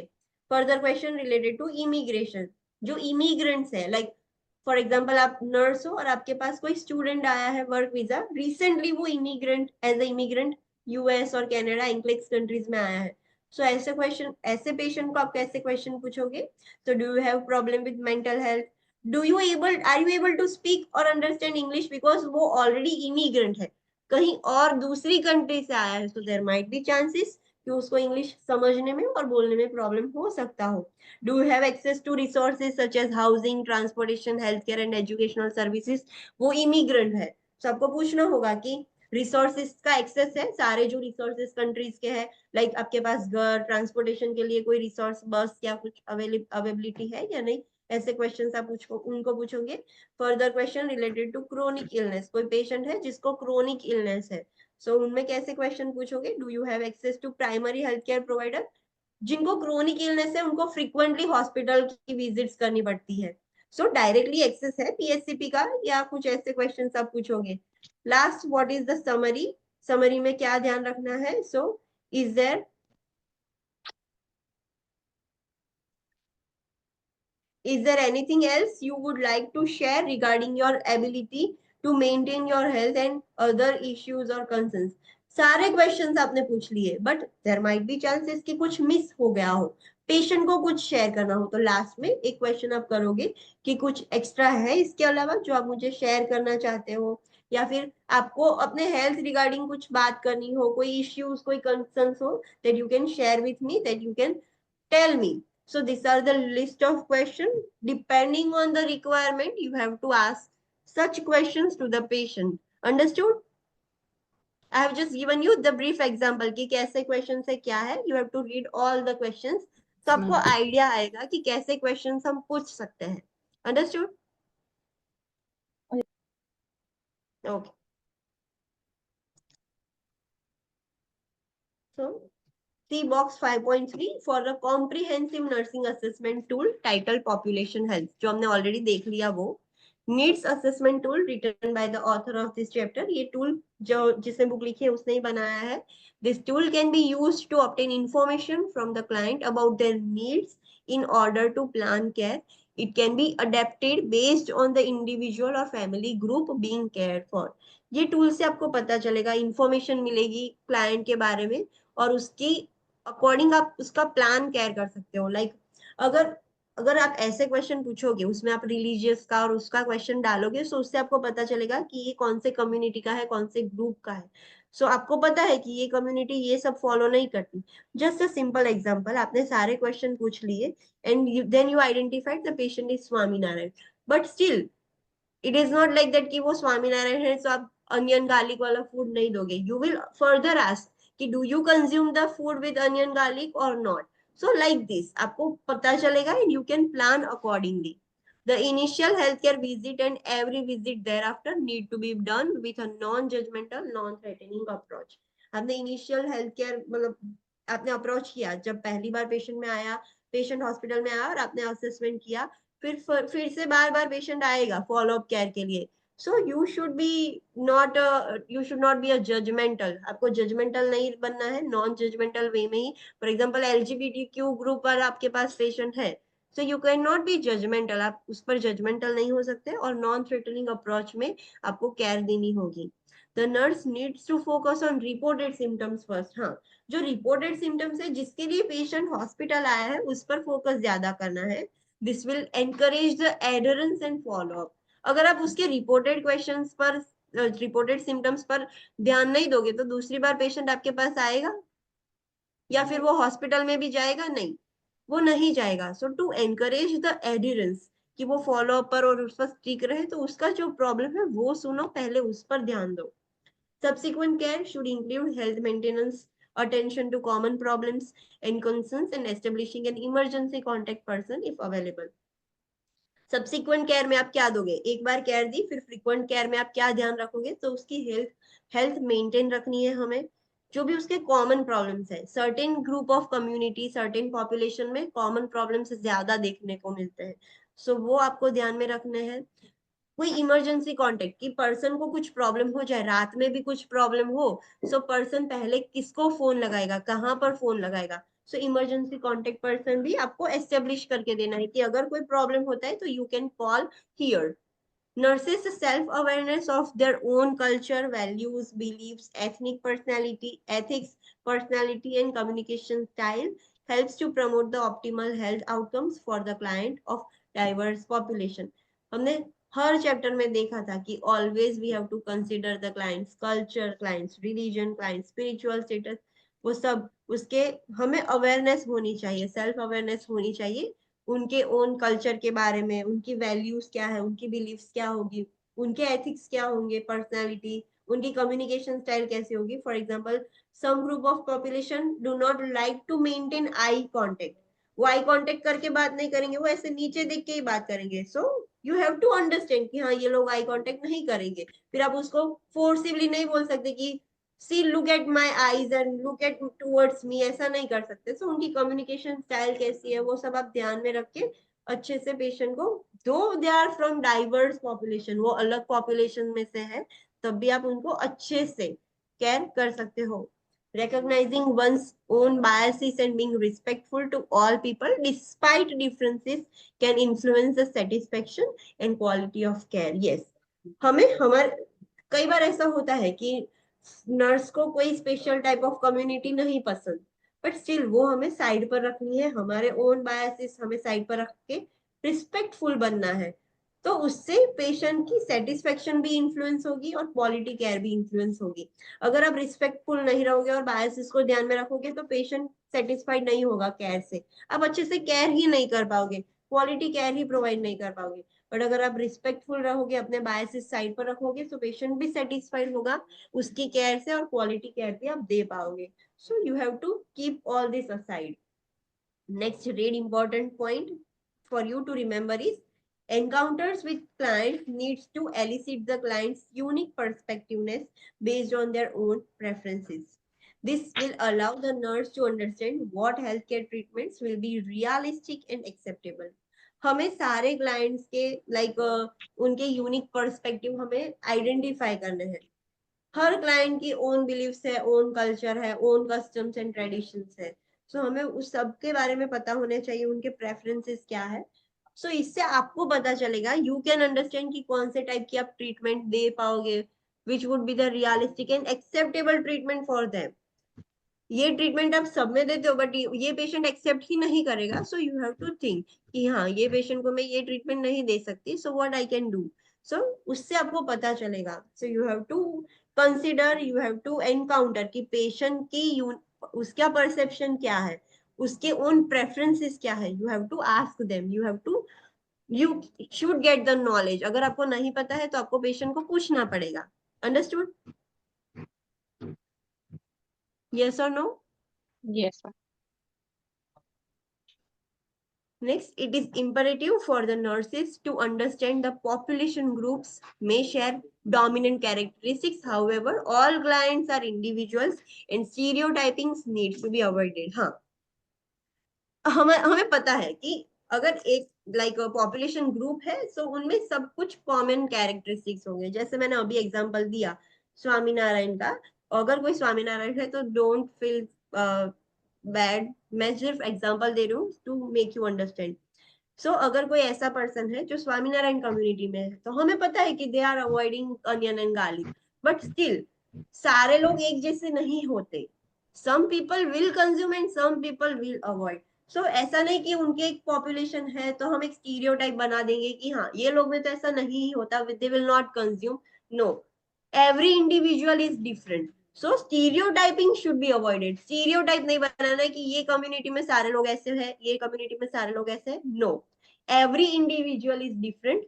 वो इंडिविजुअल दो उस कम्युनिटी से बिलोंग करता है, उस पॉपुलेशन से बिलोंग करता है, still we have to ask कि आपके प्रेफरेंसेस क्या है. Understood about this point? Yes. हाँ. It is important for nurses to be aware of the health problems that are common in a population group so that specific attention can be used when performing a comprehensive assessment. आपको पता होना चाहिए कि अगर ये patient इस specific population का है तो ये पॉपुलेशन में कौन से हेल्थ प्रॉब्लम्स ज्यादा देखने को मिलते हैं. सो डिपेंडिंग ऑन देयर प्रॉब्लम आप अच्छे से कॉम्प्रिहेंसिव असेसमेंट कर पाओगे. हम बाद में स्टडी करेंगे डिफरेंट टाइप्स ऑफ पॉपुलेशन की. Asian American, then African American, native Alaskas, उन लोगों में कौन से हेल्थ प्रॉब्लम्स देखने को मिलते हैं, that we will study later. You have to remember this point कि कौन से पॉपुलेशन में कौन से हेल्थ प्रॉब्लम्स ज्यादा देखने को मिलते हैं. So you can do the assessment like that. So understand till now? आपको पता चल गया कि हमें असेसमेंट कैसे करना है. Yes, sir. So let's study about one thing, that is COVID-19, that has recently been in all over the world. So let's study about coronavirus. The COVID-19 pandemic is a serious global health threat and is a major public health concern. It has caused severe illness and even death in some individuals. We know COVID-19 is a pandemic, serious global health threat. सबको डर लगा है COVID-19 से, and public health में भी बहुत concerns हो गए. उसकी वजह से बहुत सीवियर इलनेसेस भी हुए हैं और कुछ लोगों की भी डेथ भी हो गई है. Why we are studying this? So let's start. Risk for contracting and becoming severely ill or dying from COVID may be higher in certain population. COVID-19 का इन्फेक्शन लगना, उससे मर जाना कौन सी पॉपुलेशन में ज्यादा है? So let's study. Those at high risk include elderly. Elderly लोगों को कोविड का रिस्क ज्यादा है, उनको कोविड इजिली मतलब हो सकता है and they can die easily. So this are the high risk population. You have to see कि हाँ ये हाई रिस्क पॉपुलेशन है for COVID. So you have to do the COVID assessment also. उनको COVID related भी questions पूछोगे कि vaccination हुआ है, इम्यूनाइजेशन हुआ है, कि अभी पहले कोविड हुआ था when there was a wave की फर्स्ट वेव सेकेंड वेव में कोविड हुआ था, तो ऐसे क्वेश्चंस पूछोगे. सो दोज कौन सी पॉपुलेशन हाई रिस्क में आएगी फॉर द कोविड? तो elderly, those with chronic health condition such as diabetes और रेस्पिरेटरी और कार्डियक डिजीज. जिनको पहले से ही कोई क्रोनिक हेल्थ प्रॉब्लम है, डायबिटीज है या रेस्पिरेटरी क्रोनिक कंडीशंस है. कौन सी respiratory chronic condition? Give me some example. Asthma, COPD, that are chronic conditions. वो लाइफ लॉन्ग रहेगी ही. सो ऐसा कोई पेशेंट है. कार्डियक डिजीज है, that is chronic, heart failure वाला है या फिर क्रोनिक कुछ भी डिजीजेस है. सो इन लोगों को कोविड इजीली हो सकता है. Those who have cancer, those who are immunocompromised from chemotherapy और अ डिजीज. कीमोथेरेपी लेने की वजह से भी इम्यूनो कॉम्प्रोमाइज हो गए या फिर कोई इम्यूनो कॉम्प्रोमाइज डिजीज है उनको. And a minority group. और जो भी माइनॉरिटी ग्रुप में आता है, minority group we will study कि कौन से माइनॉरिटी ग्रुप्स हैं. सो ये सारे लोगों को कोविड-19 का रिस्क बहुत ज्यादा है, उनको कभी भी हो सकता है and they may die due to कोविड-19. It is considered a respiratory illness that is caused by a virus called SARS-CoV Although the illness is respiratory in nature, the virus also attacks and affects many different body systems. हमें पता है COVID-19 और infection किसकी वजह से होता है? So the virus is SARS-CoV. और भले ये रेस्पिरेटरी इलनेस है, COVID-19 लंग्स को अफेक्ट करता है, बट जो वायरसेस है वो डिफरेंट बॉडी सिस्टम्स में भी अटैक करती है एंड डिफरेंट सिम्टम्स भी देखने को मिलेंगे along with respiratory system. Symptoms of illness includes, कौन से सिम्टम्स देखने को मिलेंगे अगर कोई पेशेंट को कोविड हुआ है तो? सो symptoms of illness includes but are not limited to cough, shortness of breath, respiratory congestion, fever, muscle pain, sore throat, loss of taste and smell. हमें पता है कि रेस्पिरेटरी है, बट सिर्फ इतने ही नहीं है, उसके अलावा भी है. It is not like that कि कोविड हुआ है तो सिर्फ कॉफिंग ही देखने को मिलेगा, शॉर्टनेस ऑफ ब्रीथ देखने को मिलेगी, respiratory congestion, fever, muscle pain, sore throat, loss of taste and smell, ये तो होगा. उसके अलावा अदर सिम्टम्स क्या होंगे? Additional symptoms include body ache, fatigue, runny nose, GI symptoms like nausea, vomiting and diarrhea, ऐसे भी सिम्टम्स देखने को मिलते हैं in COVID-19. Be alert to emergency warning for COVID-19 requiring emergency warning signs for COVID-19 requiring emergency care, difficulty in breathing, persistent pain or pressure in the chest, new confusion, inability to wake or stay awake, bluish lips or face. COVID-19 हुआ है, ऊपर वाले जो symptoms देखे थे तो वो mild symptoms थे, but we have to be alert. कब हम इमरजेंसी सिचुएशन बोलेंगे? जब पेशेंट को सीवियर डिफिकल्टी हो रही है ब्रीथिंग में, परसिस्टेंट प्रेशर फील हो रहा है चेस्ट में, बहुत हैवी चेस्ट लग रहा है पेशेंट को, पेशेंट कंफ्यूज हो गया है, अभी पेशेंट उठ भी नहीं पा रहा है, इनएबिलिटी टू वेक, पेशेंट धीरे धीरे सेमी कॉन्शियस हो रहा है, अनकॉन्शियस तरफ जा रहा है, सो पेशेंट उठ भी नहीं पा रहा है, या फिर जगा हुआ है तो जगा हुआ रह नहीं सकता, इनएबिलिटी टू स्टे अवेक, वो ऐसे कॉन्शियस स्टेट में, अलर्ट स्टेट में नहीं रह पा रहा है पेशेंट, या फिर पेशेंट को ब्लूइश लिप्स और साइनोस हुआ है फेस पर. So this is an emergency situation. You have to provide the emergency care to this patient because this indicates कि कोविड बहुत सीरियस हो गया है, सीवियर हो गया है. पहले वो सिम्टम्स थे दो माइल्ड थे. COVID-19 is highly contagious illness and controlling its spread is the primary goal. COVID-19 है बहुत contagious है. Which precautions you will take in COVID-19? Airborne precaution. No. Contact precaution. And standard Which precaution. Airborne precaution is the correct answer, not contact and standard.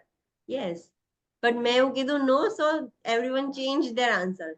You should stick to your answer. No, COVID-19, in COVID-19 we have to take airborne precautions because it is spread via air. It is an airborne disease. पर airborne precautions लोगे तो आप सब standard precautions भी maintain करोगे.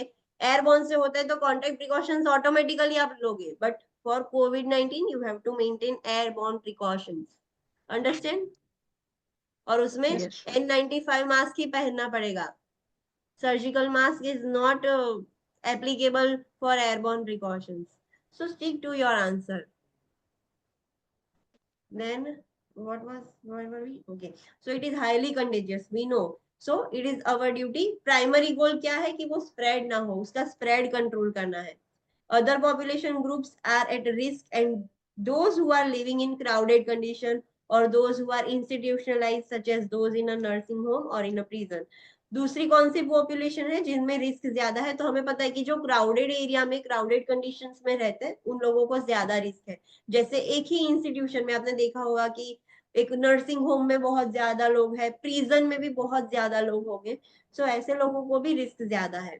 Some factors that play a major role in increasing the risk for this infection are employment in essential fields such as healthcare environments, inconsistent access to the healthcare, stress and low immune response. और किन लोगों को मतलब increase हो जाएगा risk?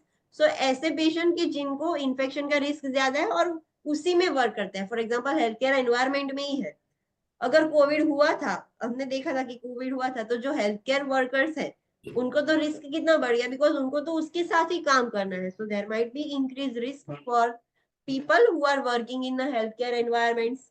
Inconsistent access to the health care, जिनको COVID हुआ है पर वो हेल्थ केयर का एक्सेस नहीं ले सकते, हॉस्पिटल नहीं जा सकते, तो उनको भी रिस्क ज्यादा है. Those who are having stress and उनकी इम्यूनिटी भी डाउन है, तो इन लोगों को भी रिस्क ज्यादा है.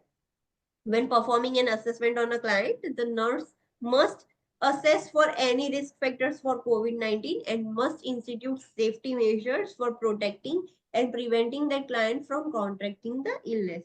जब भी आप पेशेंट का असेसमेंट करते हो तो हमें उसके रिस्क फैक्टर्स आइडेंटिफाई करने हैं. कोविड-19 के risk factors, whether the person is old age, Elder है, पेशेंट को कोई क्रोनिक कंडीशन है, हमने देखे थे आगे कौन सी पॉपुलेशन को रिस्क ज्यादा है. पेशेंट को ऑलरेडी इम्यूनो कॉम्प्रोमाइज है, कैंसर है, तो इन लोगों को रिस्क ज्यादा है कोविड का. सो हमें पहले से ही हमें रिस्क आइडेंटिफाई पता चल गया कि हाँ ये पेशेंट को रिस्क ज्यादा है. सो हम पहले से ही ऐसे मेजर्स, सेफ्टी मेजर्स लेंगे कि पेशेंट को प्रोटेक्ट कर सके और पेशेंट को कोविड-19 हो ही नहीं, उससे प्रिवेंट भी कर सके फ्रॉम द गेटिंग कोविड-19 इन्फेक्शन और illness. Understand?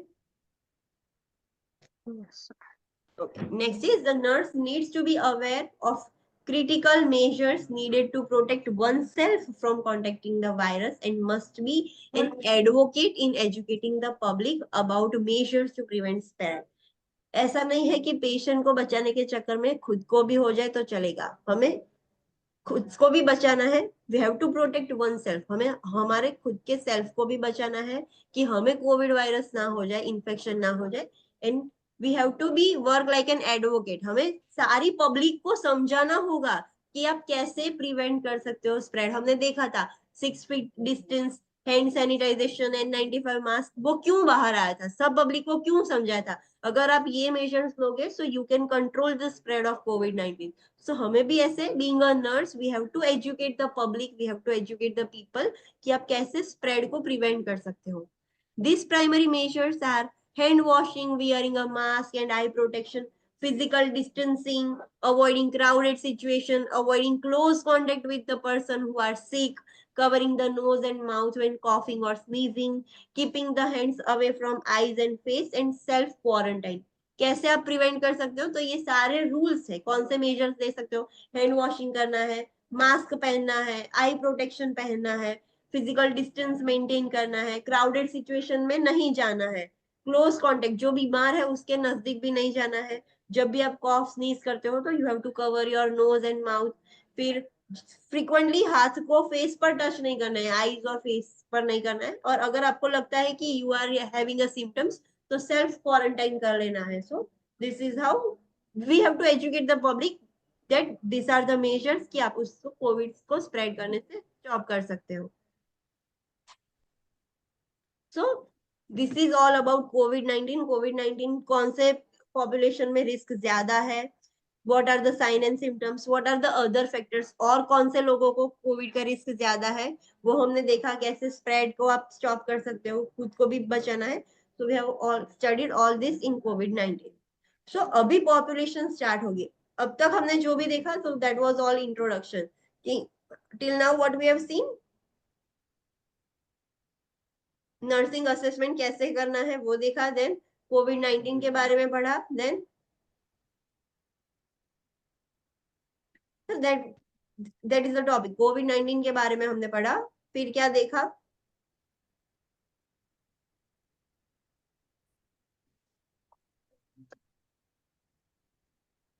Health care disparity हमने देखा कि हेल्थ केयर डिस्पैरिटी बहुत कॉमन है, कौन से लोगों में उसका रिस्क ज्यादा है. अगर ऐसे पेशेंट आपके पास आते हैं तो आपको कैसे केयर करनी है वो हमने देखा था. तो अभी सारे पॉपुलेशन ग्रुप स्टार्ट हो गए, different types of population we will study. So first study about first population, that is minority group. Minority group means वो जो कंट्री है उसमें जो भी माइनर पॉपुलेशन होगी that is called as minority groups. So minority groups are most often affected by healthcare disparities and then non-minority groups. जो minority है उनमें हेल्थ केयर डिस्पैरिटीज ज्यादा उनको फेस करनी पड़ेगी कंपेयर टू जो मेजॉरिटी ग्रुप्स है. Non minority groups means majority groups. We can just simply example दे सकते हो कि इंडिया में मेजॉरिटी ग्रुप क्या कहलाएगा, Hindus are majority. other than Hindus, like जो भी Farsi, Sikhs, Christian, Muslim, they are minority groups.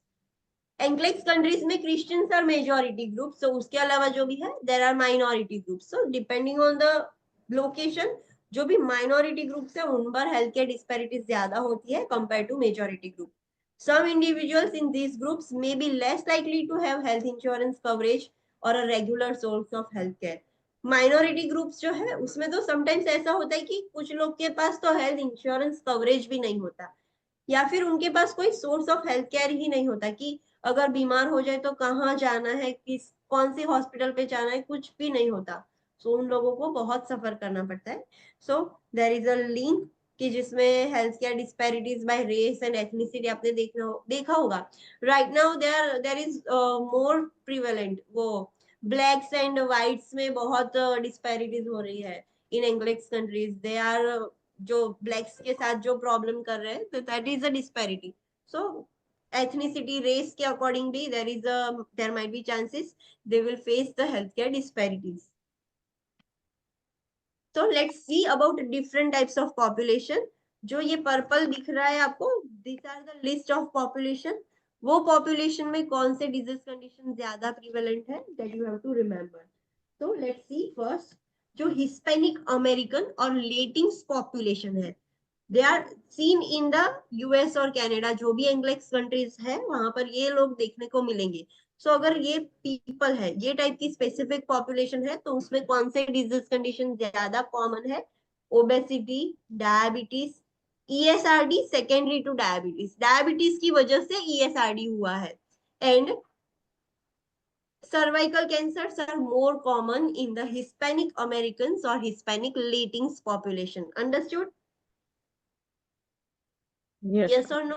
हाँ. So अगर आपको क्वेश्चन दिया गया है कि you are encountered to a female patient from Hispanic Latins population, so options होंगे कि आप क्या पहले चेक करोगे. So there are different option, पर उसमें है कि cervical pap smear आपको करना है. So will you do pap smear?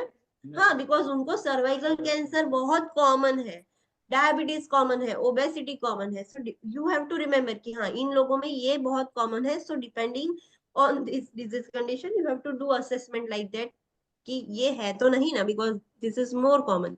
Next population group is native Hawaiians और other Pacific Islander population is noted to have high rates of smoking. ये जो स्पेसिफिक पॉपुलेशन है उसमें स्मोकिंग के रिस्क बहुत, स्मोकिंग के रेट ज्यादा है, वो लोग बहुत स्मोक करते हैं. The higher rates of smoking, higher rates of smoking, alcohol consumption, obesity, diabetes mellitus, hepatitis B, HIV, AIDS and TB are more frequent disease. Noted in that there is a high incidence of infant mortality and sudden infant death syndrome in this population. What is SIDS? Sudden infant death syndrome क्या है? Tell me.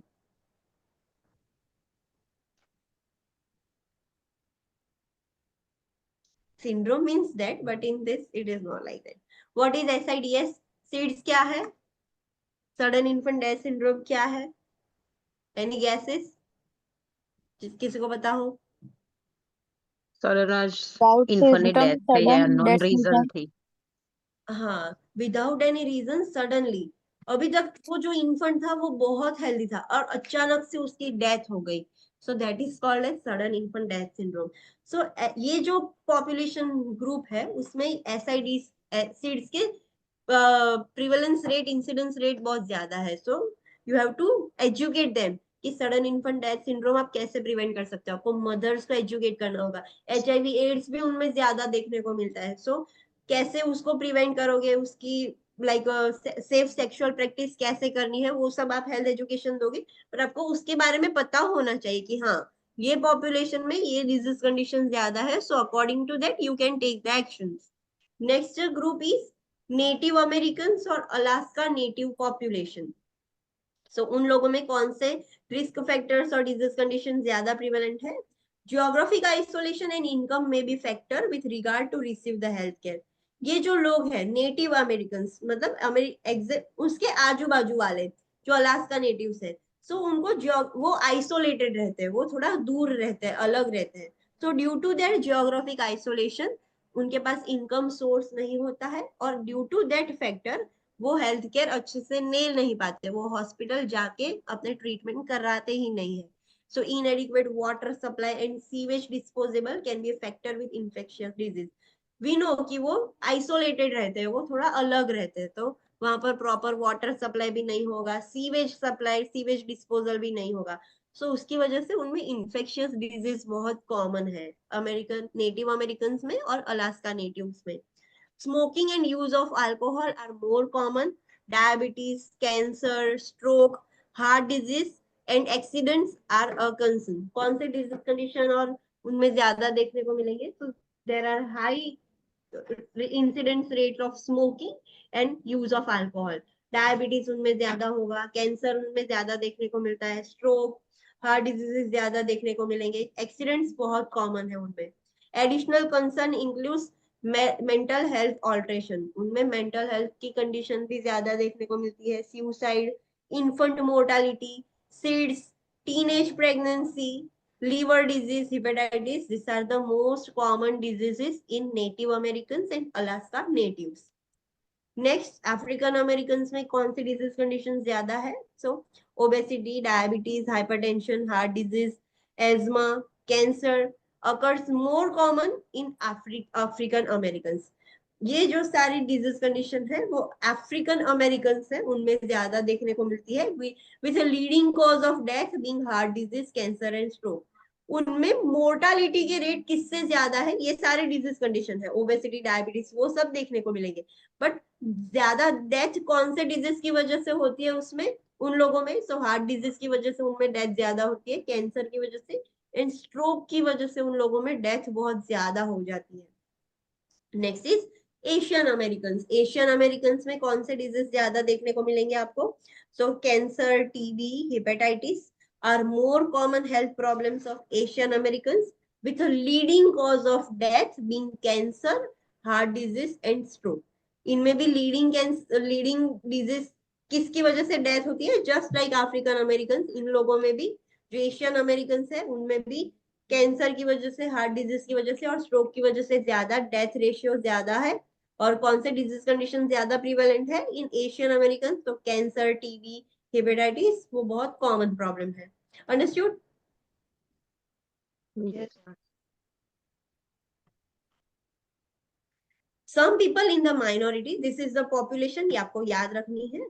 Some people in the minority group reports hesitancy in seeking healthcare due to a language barrier, ineffective communication between the nurse or other healthcare provider, and the client can affect the client healthcare and the client's ability to comply with the follow-up care. Yes, ये जो minority groups थे हमने, तो सारे group में कुछ लोग ऐसे होंगे कि उनको हेजिटेंसी होती होगी, लाइक हम हॉस्पिटल में कैसे जाए, कैसे बात करें, because there is a language barrier, उनको इंग्लिश आता ही नहीं है। सो वो लोग सोचेंगे कि हॉस्पिटल जाके मैं कैसे बात करूंगी। Due to the language barrier they feel hesitancy to seek the health care, वो हॉस्पिटल आते ही नहीं है। Ineffective communication between the nurse and other health care provider and the client, एक तो क्लाइंट को इंग्लिश आ नहीं रहा है, लैंग्वेज बैरियर है, और अच्छे से कम्युनिकेशन नहीं हो रहा है नर्स के साथ, पीएचसीपी के साथ और क्लाइंट के, ये तीनों के बीच एक कम्युनिकेशन है दैट इज इनइफेक्टिव, अच्छा कम्युनिकेशन नहीं हो रहा है। सो उसकी वजह से क्या होगा, जो क्लाइंट है वो अच्छे से हेल्थ केयर भी नहीं ले पाएगा और वो फॉलो अप भी अच्छे से नहीं करेगा, बिकॉज उसको पता ही नहीं चल रहा है। You are telling the client कि when to take the follow up care, client को पता ही नहीं चला, सो क्लाइंट कैसे फॉलो अप करेगा? So this is the problem. अगर लैंग्वेज बैरियर होगा तो पेशेंट को हेजिटेंसी फील होगी हॉस्पिटल में एडमिट होने में, केयर लेने में, और अच्छे से कम्युनिकेशन नहीं होगा नर्स, पेशेंट और पीएचसीपी में, सो पेशेंट को हेल्थ केयर अच्छे से नहीं मिलेगी और पेशेंट फॉलो अप भी अच्छे से नहीं करेगा। अंडरस्टूड? Yes, sir. हाँ, so next tomorrow we will study कि कौन से हेल्थ केयर कंसिडरेशंस हमें ध्यान में रखने हैं। ये सारे जो माइनॉरिटी ग्रुप्स हमने देखे अभी, डिफरेंट टाइप्स ऑफ, तो उनमें क्या कंसिडरेशन हमें की we have to keep in our mind जैसे मैंने बोला कि उनके कल्चर के बारे में हमें पता होना चाहिए, इनके ये रूल्स एंड रेगुलेशंस के बारे में हमें पता होना चाहिए. So what considerations we have to keep in mind while you are giving care to this minority groups that we will study tomorrow. So let's do a quick revision of our today's class. आज हमने क्या देखा? So today we have started new chapter, that is population health nursing. The priority concepts are caregiving and health disparities. Population groups in this chapter brief idea दिया है कि there are certain populations जिन लोगों को healthcare disparities face करनी पड़ती है. So what is healthcare disparity? What is healthcare disparity? Simply हम कैसे याद रख सकते हैं? What is healthcare disparity? Medical care जो हम बोलते हैं ना कि भेदभाव होता है उनके साथ केयर लेने में भी, जो पर्सन होते हैं वो अच्छे से केयर नहीं देंगे, so they have to experience that भेदभाव, डिसिमिलरिटीज वो एक्सपीरियंस करते हैं. So that is called as health care disparity और हेल्थ डिस्पैरिटीज. तो कौन से पेशेंट, कौन से वल्नरेबल ग्रुप्स है जो फेस करते हैं हेल्थ डिस्पैरिटीज? कौन से ग्रुप्स है? Minority, uninsured, minority, yes, minority group, then uninsured जिनके पास इंश्योरेंस नहीं है, होमलेस पोवर्टी है, और yes, होमलेस है, chronic health immigrant, problem, health problems, disability, immigrants.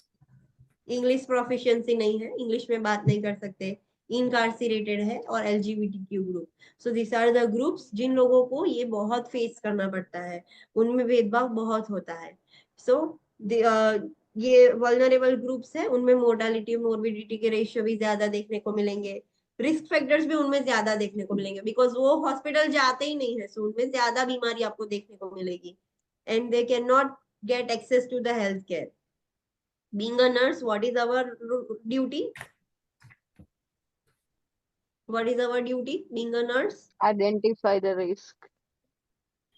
We have to identify the vulnerable group कि ये जो आपके पास पेशेंट है ये vulnerable group का है, इसके साथ चांसेस है कि भेदभाव होंगे. So do we have to continue that disparity? No. We have to avoid the disparity, we have to prevent the disparity. Patient के साथ भेदभाव ना हो वो हमें ध्यान रखना है, और उसको अकॉर्डिंग टू हिज नीड और हर नीड हमें केयर प्रोवाइड करनी है. So we should be aware. ये हमें डिस्पैरिटी के बारे में पढ़ाएगी. देन हमें ये भी पता होना चाहिए कि जो भी कंट्री में आप हो, जो भी एंग्लिश कंट्री है, वो कंट्री में कौन से डिजीज कंडीशन बहुत प्रिवेलेंट है, कौन सी क्रोनिक हेल्थ प्रॉब्लम्स वहां पर ज्यादा देखने को मिलते हैं, और कौन से इन्फेक्शियस डिजीज वहां पर बहुत कॉमन है. सो वो आपको पहले से पता होगा, तो आप अकॉर्डिंग टू दैट सब पेशेंट का स्क्रीनिंग कर पाओगे. So we have studied about the chronic health problems जो यूएस में ज्यादा देखने को मिलते हैं. तो like heart disease, cancer, lung disease, stroke, Alzheimer's, DM and kidney disease. क्यों? सो वहां पर टबैको यूज ज्यादा है, पुअर न्यूट्रिशन है due to poverty, no. Due to consumption of junk food. Food. Yes, जो न्यूट्रिशियस फूड है वो नहीं खा रहे, जो न्यूट्रिशन वाला फूड है वो खा ही नहीं रहे, वैसे बेकार फूड खा रहे हैं. सो उसकी वजह से न्यूट्रिशन, पुअर न्यूट्रिशन की वजह से obesity, sedentary lifestyle and excessive alcohol use. कौन से इन्फेक्शियस डिजीज उन लोगों में ज्यादा है in the US country? So कोविड-19, STI, influenza, staphylococcus aureus, E coli, herpes simplex 1-2, shigellosis, norovirus, typhoid, pneumonia, hepatitis C. This are the common.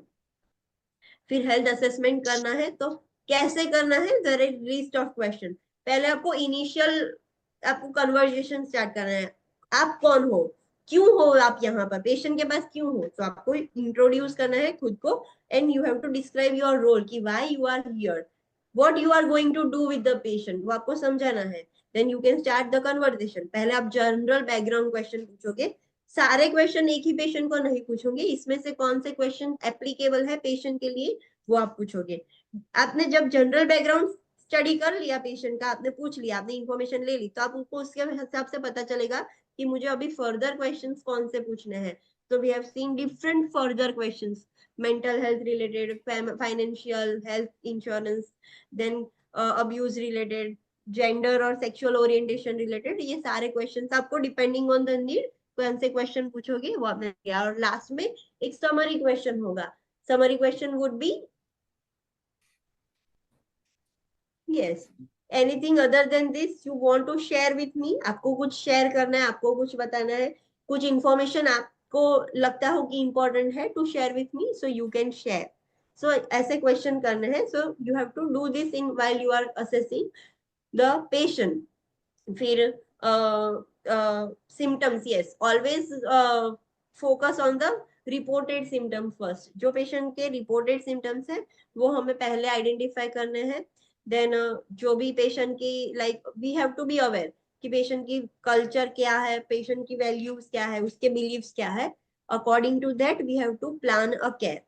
We have to be respectful to the patient. हमें biases होंगे, we know कि there must be biases, but we have to keep all this aside and we have to be respectful to the patient. अगर आप respectful रहोगे so patient का satisfaction भी अच्छा होगा, क्वालिटी केयर भी आप दे पाओगे. What is the red important point?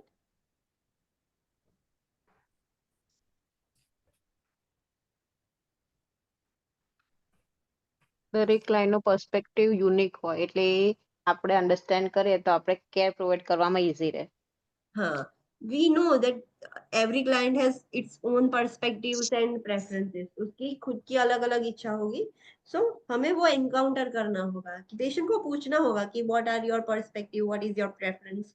सो उससे आपको अंडरस्टैंड होगा कि कैसे टाइप की ट्रीटमेंट देनी है, कैसे रियलिस्टिक एंड एक्सेप्टेबल मैनर में आप दोगे ट्रीटमेंट. सो उससे आपको पता चलेगा. So you have to ask this things.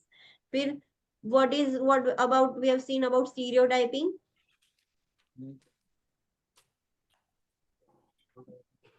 We know कि एक स्पेसिफिक पॉपुलेशन है, उसमें डोमिनेंट कैरेक्टरिस्टिक होंगे कि हाँ ये पॉपुलेशन ये चीजें फॉलो करती है.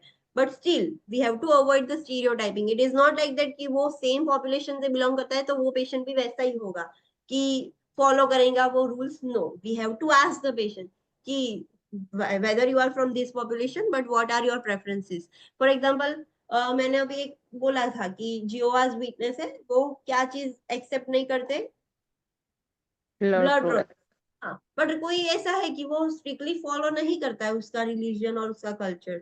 सो इट इज, वो आप डायरेक्टली स्टीरियोटाइप नहीं कर दोगे कि हाँ ये पेशेंट जियोवाज वीकनेस से है so we will not give the blood product. You will ask to the patient कि you would like to take this और don't like to take this. So we have to avoid the stereotyping. तो जो भी हमने अभी देखा कि जो भी स्पेसिफिक माइनॉरिटी पॉपुलेशन है उसमें कौन से हेल्थ प्रॉब्लम्स बहुत कॉमन है, ये आपको ध्यान में रखना है. You have to do the assessment on basis of that. फिर हमने कोविड-19 देखा कि कोविड-19 कौन से लोगों में ज्यादा होने के रिस्क है. सो एल्डर पीपल, जिन लोगों को क्रोनिक हेल्थ कंडीशंस है, जिन लोगों को कैंसर है, इम्यूनो कॉम्प्रोमाइज है, और कीमोथेरेपी की वजह से या फिर कोई डिजीज कंडीशन की वजह से. और ये माइनॉरिटी ग्रुप वाले जो हमने देखे उन लोगों में कोविड-19 का रिस्क ज्यादा है. कोविड-19 सार्स सीओवी से होता है and it is not like that कि सिर्फ रेस्पिरेटरी सिस्टम ही अफेक्ट होगी, सारी बॉडी सिस्टम अफेक्ट हो जाएगी. तो हमने साइन एंड सिम्टम्स देखे थे कि रेस्पिरेटरी सिम्टम्स तो ये थे, उसके अलावा एडिशनली दूसरे भी सिम्टम्स देखने को मिलता है. when you will think that emergency situation has arise, covid बहुत सीवियर हो गया है, इमरजेंसी कब बोलोगे आप? what are the symptoms? severe difficulty in breathing, persistent patient को feel होगा कि there is a pressure in the chest or pain in the chest. then confusion start हो गया, न्यू confusion डेवलप हो गई. पेशेंट अभी तक अलर्ट था, now patient is confuse. inability to wake और inability to stay awake. Awake नहीं रह सकता and there is a cyanosis. तो this is the emergency situation, warning signs है ये. आपको इमरजेंसी केयर देनी होगी. कोविड इज हाईली कंटेजियस और what is our primary goal कि कोविड स्प्रेड ना हो. देन जो क्राउडेड ग्रुप में रहते हैं उन लोगों को ज्यादा है, जो ऐसे ही जगह पर वर्क करते हैं, अदर फैक्टर्स हमने देखे कि किन लोगों को ज्यादा है कोविड का रिस्क. फिर जब भी आप पेशेंट का असेसमेंट करते हो so you have to check कि ये पेशेंट को कोविड का रिस्क है या नहीं. अगर आपको लगता है कि ये पेशेंट को कोविड का रिस्क है so you have to prevent कि पेशेंट को कोविड ना हो जाए. पेशेंट को प्रोटेक्ट करना है. पेशेंट को प्रोटेक्ट करने के साथ साथ खुद का भी protection is important and you have to educate the public कि आप कैसे स्प्रेड को प्रिवेंट कर सकते हो, कोविड को कैसे स्प्रेड होने से रोक सकते हो. सो वी नो कि कैसे रोक सकते हैं. Hand washing, mask, physical distancing, self quarantine, avoiding crowded places और एटसेट्रा आर द थिंग्स कि उससे आप कोविड को प्रिवेंट कर सकते हो. देन कोविड के बारे में information chapter 23 that is for ओबीजी, 41 that is paediatric and 51 that is respiratory MSN, उसमें डिटेल में है। माइनॉरिटी ग्रुप्स हमने देखा, सो माइनॉरिटी ग्रुप्स पर ज्यादा क्या कॉमन है, उनको क्या फेस करना पड़ता है?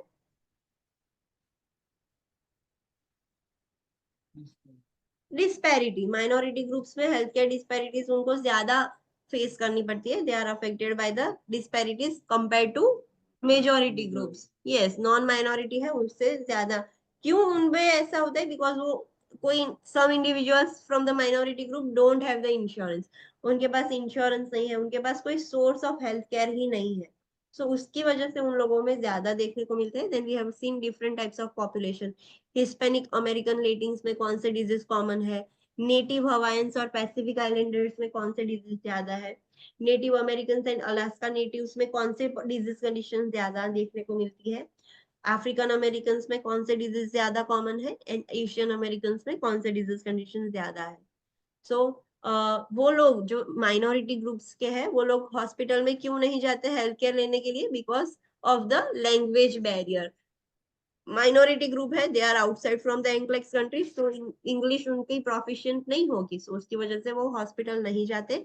And due to the infective communication between nurse, PSCP and client, उसकी वजह से क्या होगा? क्लाइंट की हेल्थ केयर भी अफेक्ट होगी और क्लाइंट फॉलो अप भी अच्छे से नहीं करेगा, उस पर कंप्लायंस नहीं रखेगा पेशेंट, फॉलो अप नहीं लेगा patient. Understood? Yes. Okay, any doubt in this? Okay, so see you tomorrow at 9 a.m. Thank you. Madam हाँ, yes. આન્સર કી મોકલજો ને પેલા ચેપ્ટર 5 to 12 Okay. અમે લાસ્ટ ડે છે FON की હા MSN? FON FON, okay. Just drop a message that share me answer key, I'll share to you. Okay Okay, yes. Okay, thank you. Thank you ma'am Thank you, ma'am.